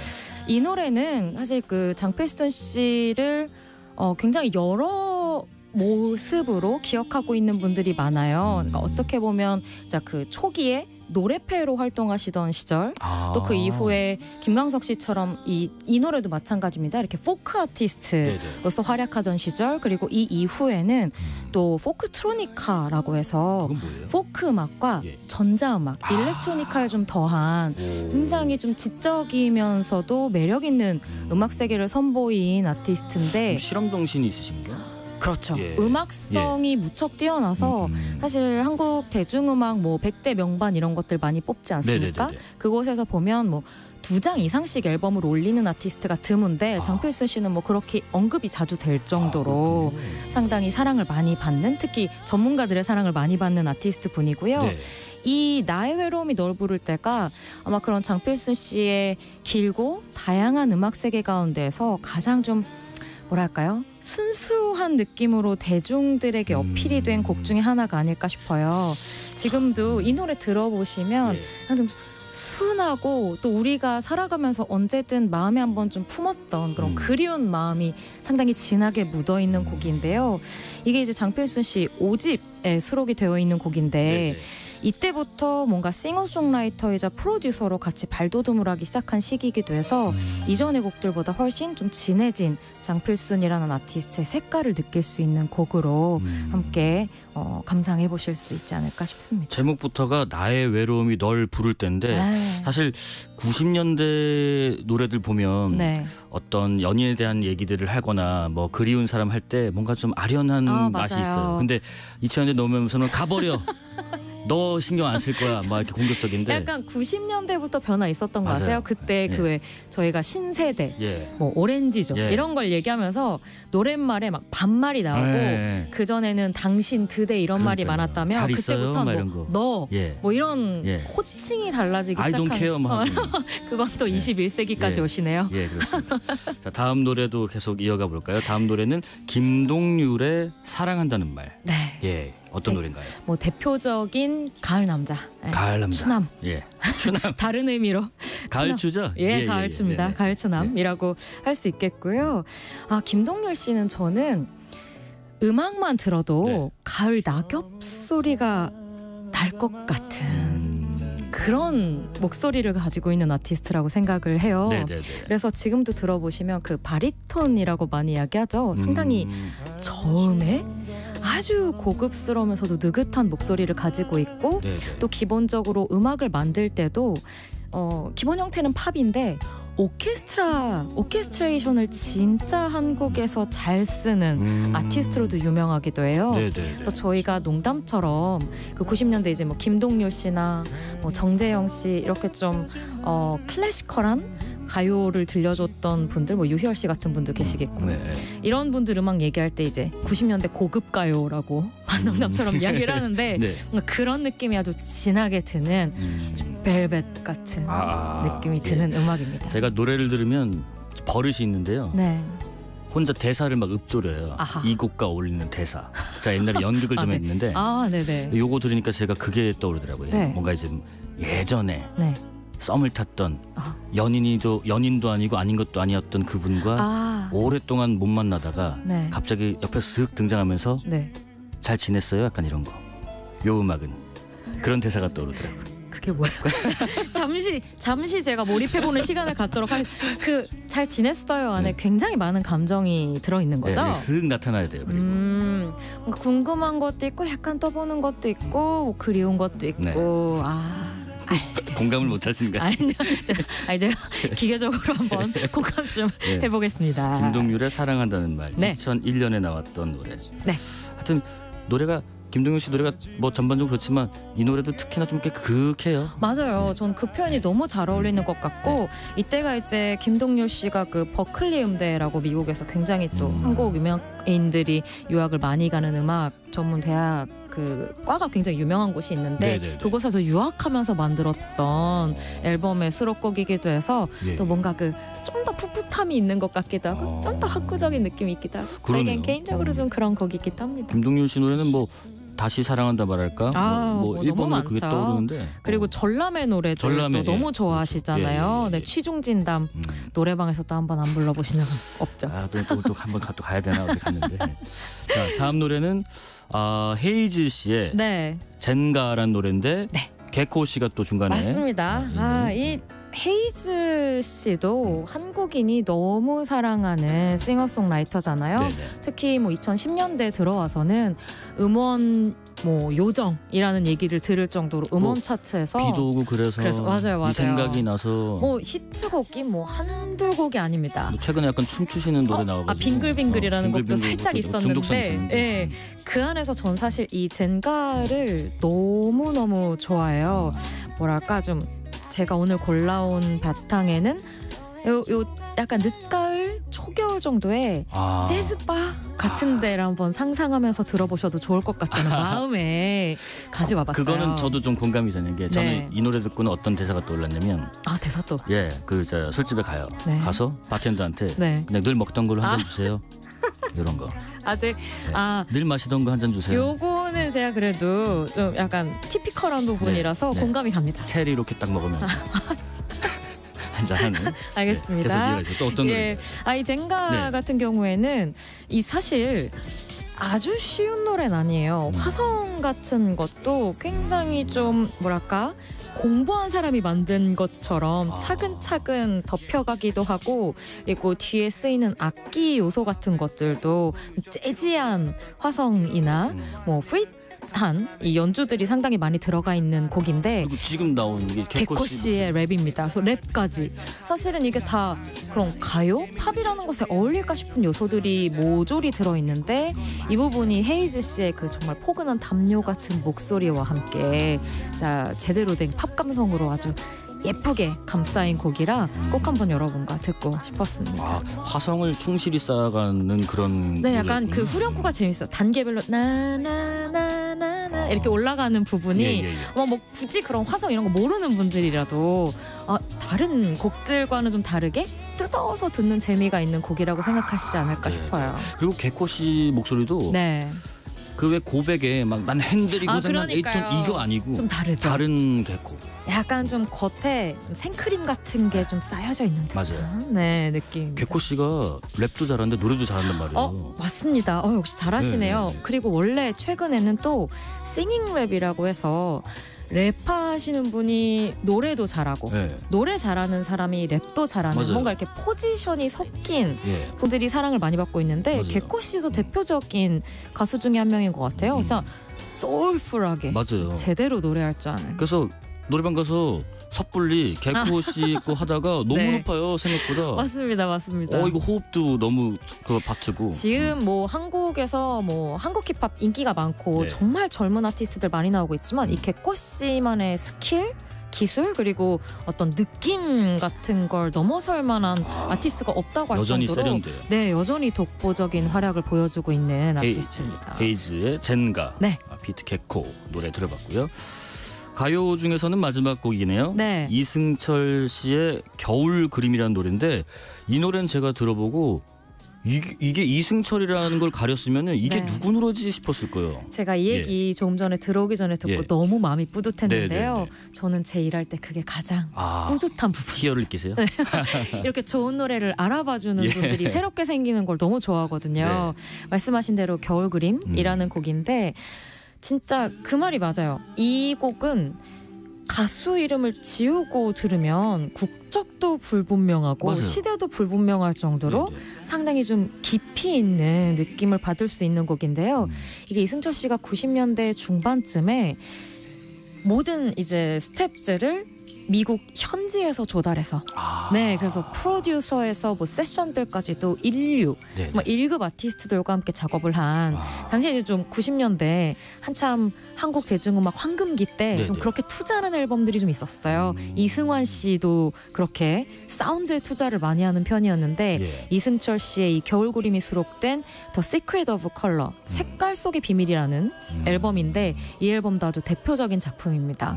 그래서 이 앨범 전반적인 그 프로듀싱 같이 했던 프로듀서가 닐 도르프스만이라는 인물인데 여러분 이제 팝 좋아하는 분들 중에서 스팅 많이들 좋아하시잖아요. 그 스팅 노래 중에서 Englishman in You 있죠. 그리고 Fragile 같은 저도 정말 손꼽게 좋아하는 스팅의 노래들인데 그걸 같이 작업한 프로듀서와 같이 만든 그래요? 앨범이에요.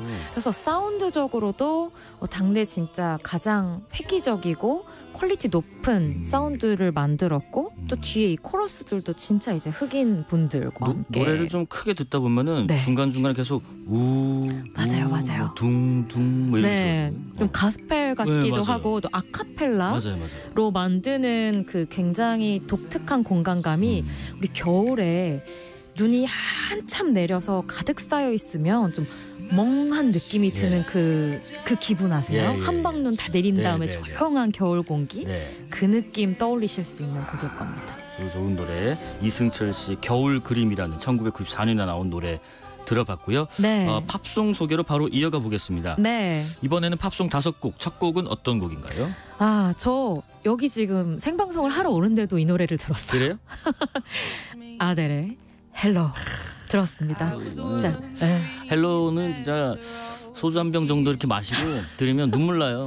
보통 알코올이 약간 들어가셔야 되네요. 기본적으로.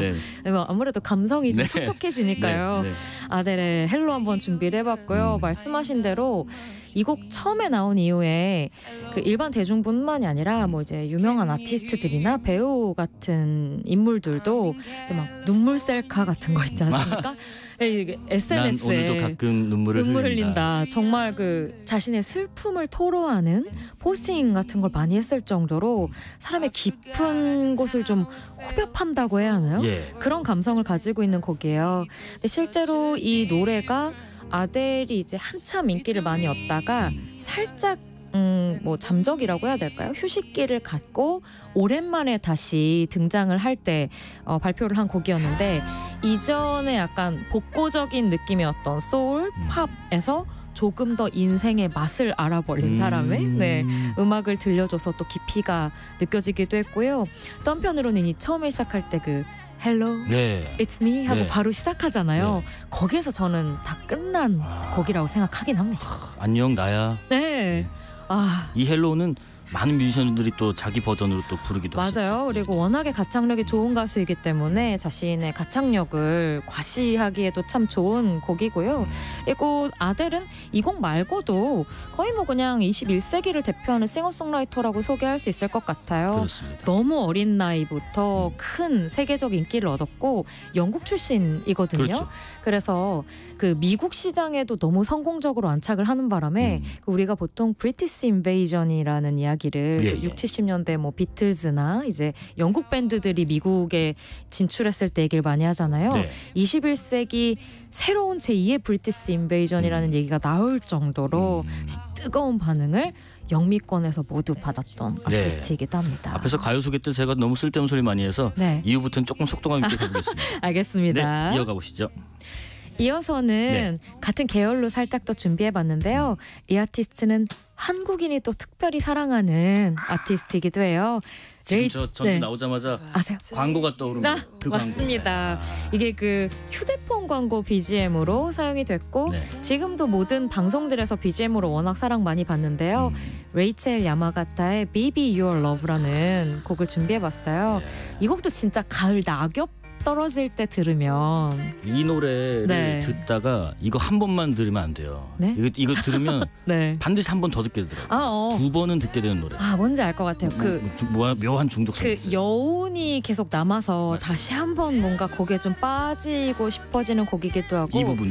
지금 나오고 있는 이 후렴구가 진짜 마음에 좀 사무치는 계속 귓가에 맴도는 대표적인 곡입니다. 한국에서는 뭐 대표적인 한국을 사랑하고 또 우리가 흔히 친한파라고 하는 아티스트인데요. 거의 뭐 10여 회 넘게 내한을 했을 정도고 그리고 한국 아티스트들에게도 많은 영향을 끼쳤고 또 사진작가 김중만 씨도 이 레이첼 야마가타를 너무 아껴서 나의 뮤즈라고 부르면서 뭐 음반 커버도 같이 작업을 하고 여러모로 한국과 참 인연이 많은 아티스트입니다. 네. 다음 곡도 이 곡도 예사롭지 않습니다. 네, 요거 제가 그냥 건조한 가을 느낌 계속 좀 이어가 보려고 하거든요. 이 노래는 뭐 모를 수가 없죠. 좀 전주 들으면 또 괜히 없던 추억도 떠오르는 분들 많으실 거거든요. 글렌 한사드 그리고 마르케타 이글로바가 함께 부른 Falling Slowly 준비해봤습니다. 시작할 때부터 그냥 또 이것도 소주 술 얘기하네. 너무 좋아하시죠? 이 곡이 참 재미있는 게 사실 이 두 아티스트 모두 거의 무명이었어요. 그리고 이 곡이 유명해진 게 원스라고 하는 음악 영화인데 이 영화 자체도 좀 저예산으로 만들어진 영화였어요. 그러니까 별로 그렇게 엄청난 히트를 기록할 거라고 예상하고 만든 영화가 아니었는데 이 음악과 그리고 거의 신예에 가까운 이 두 배우의 실제 케미, 화학작용으로 정말 전 세계적으로 큰 사랑을 받았죠. 그래서 영화도 너무 잘 됐고 이 Falling Slowly를 대표로 한 OST도 국내에서도 너무 인기가 많았지만 아카데미 시상식 주제가상까지 받으면서 거의 뭐 그 해를 대표하는 음악 영화가 됐다고 보면 될 것 같습니다. 노래가 뒤로 갈수록 격정적으로 가죠. 맞아요. 아시는구나. 이게 2007년에 나온 노래라 보니까 그때 뭐 대부분의 싸이월드 BGM이 다 이거였습니다. 저도 이걸 했었고요. 도토리부어. 맞아요. 또 내한 공연도에서 많은 분들께 사랑받았던 기억이 있습니다. 다음 노래도 이어가 보시죠. 네, 다음은 제가 너무 건조한가 싶어서 촉촉함을 한 방울 좀 더 떨어뜨리고 약간 싶어요. 느낌이 다르네요. 맞아요. 네네. 지금 사운드적으로 좀 이렇게 풍성한 느낌이 드실 텐데요. 마이클 잭슨의 목소리입니다. 휴먼 네이처라는 곡을 준비해봤어요. 이 노래는 들으면서 뭔가 평화를 얘기하고 싶어요. 피스. 네. 저는 또 약간 그냥 평화를 말씀하시니까 그 한겨울에 평화로운 풍경 있잖아요. 아까 눈 얘기한 김에 한방눈 내린 다음에 아이들이 막 눈싸움 하고 있는 걸 창밖으로 보는 듯한 동심도 있고 좀 평화로운 풍경을 상상해보고 싶은데 이건 제가 개인적으로 너무 아끼는 곡이기도 하고 스릴러라고 하는 뭐 팝 역사상 가장 위대한 앨범에 수록돼 있는 곡이기도 해요. 그래서 앨범에 솔직히 다 너무 유명한 곡이라 이 곡이 묻힙니다. 그러네요. 왜냐면 뭐 빌리진, 비리즈, 스릴러, 더 걸 이즈 마인, 뭐 PYT 같은 이 곡들이 다 한 장에 들어있는 셈이라 이 곡은 상대적으로 기억을 못하는 분들도 계신데 또 한국에서 사랑하는 아티스트 중에 토토라고 하는 굉장히 멋진 세션맨들이 만들었던 이 밴드가 곡도 만들고 연주도 함께해서 여러모로 깊이 있는 곡이기도 합니다. 자, 마지막 곡 짧게 설명해 주실까요? 마지막 곡은 조금 이르게 여러분들께 크리스마스 기분 드리고 싶어서 이 곡 준비해봤어요. 도니 헤더웨이의 This Christmas라는 곡이고요. 여러분 캐롤 하면 지금 뭐 마이어 캐리 노래나 웹 노래 아주 많이 들으실 텐데 저는 심영래 씨 울면 안 거기로 가시나요? 이 곡도 한번 플레이리스트에 추천 드려봅니다. This Christmas는 들어보시면 많이 아실 거예요. 이게 몇 년도 노래예요? 노래는 71년, 이 원곡이 71년이고 이제 커버나 리메이크가 너무 많이 된 곡이라 곡은 아실 텐데 원곡이 가지고 있는 그 푸근함이 남다릅니다. 이 도니 헤더웨이가 이제 6, 70년대 소울 R&B 씬에서 너무나 유명했던 아티스트인데요. 이 거의 아버지 같은 존재거든요. 소울 R&B 씬 안에서도. 그래서 이 아티스트만의 이렇게 푸근함이 있어요. 깊이가 있습니다. 젊은 나이에 요절을 했음에도 불구하고 이미 어린 나이에 아델도 사실 굉장히 어린 나이부터 그 깊이가 있었잖아요. 그래서 비록 뭐 거의 50년 넘는 곡이긴 하지만 여전히 반짝이는 이 정말 소울의 왕자님의 음악을 한번 들어보셨으면 하는 마음으로 낭만적인 선곡으로 마지막 곡 가져봤습니다. 감사합니다. 저도 최근에 집에 대형 트리를 설치했는데 오늘은 요 노래 좀 들으면서 뭐 저녁 식사도 집에 가서 하겠습니다. 자, 김윤하 음악평론가와 함께 이런 날씨에 마음이 쓰할 때 들으면 좋은 음악들 쭉 한번 들어봤습니다. 고맙습니다. 감사합니다. 아델의 헬로 소개해 주신 헬로 노래 들으면서 오늘 방송 마무리하겠습니다. 특집 KBS 1라디오 저녁 KBS 김용준이었습니다. 고맙습니다.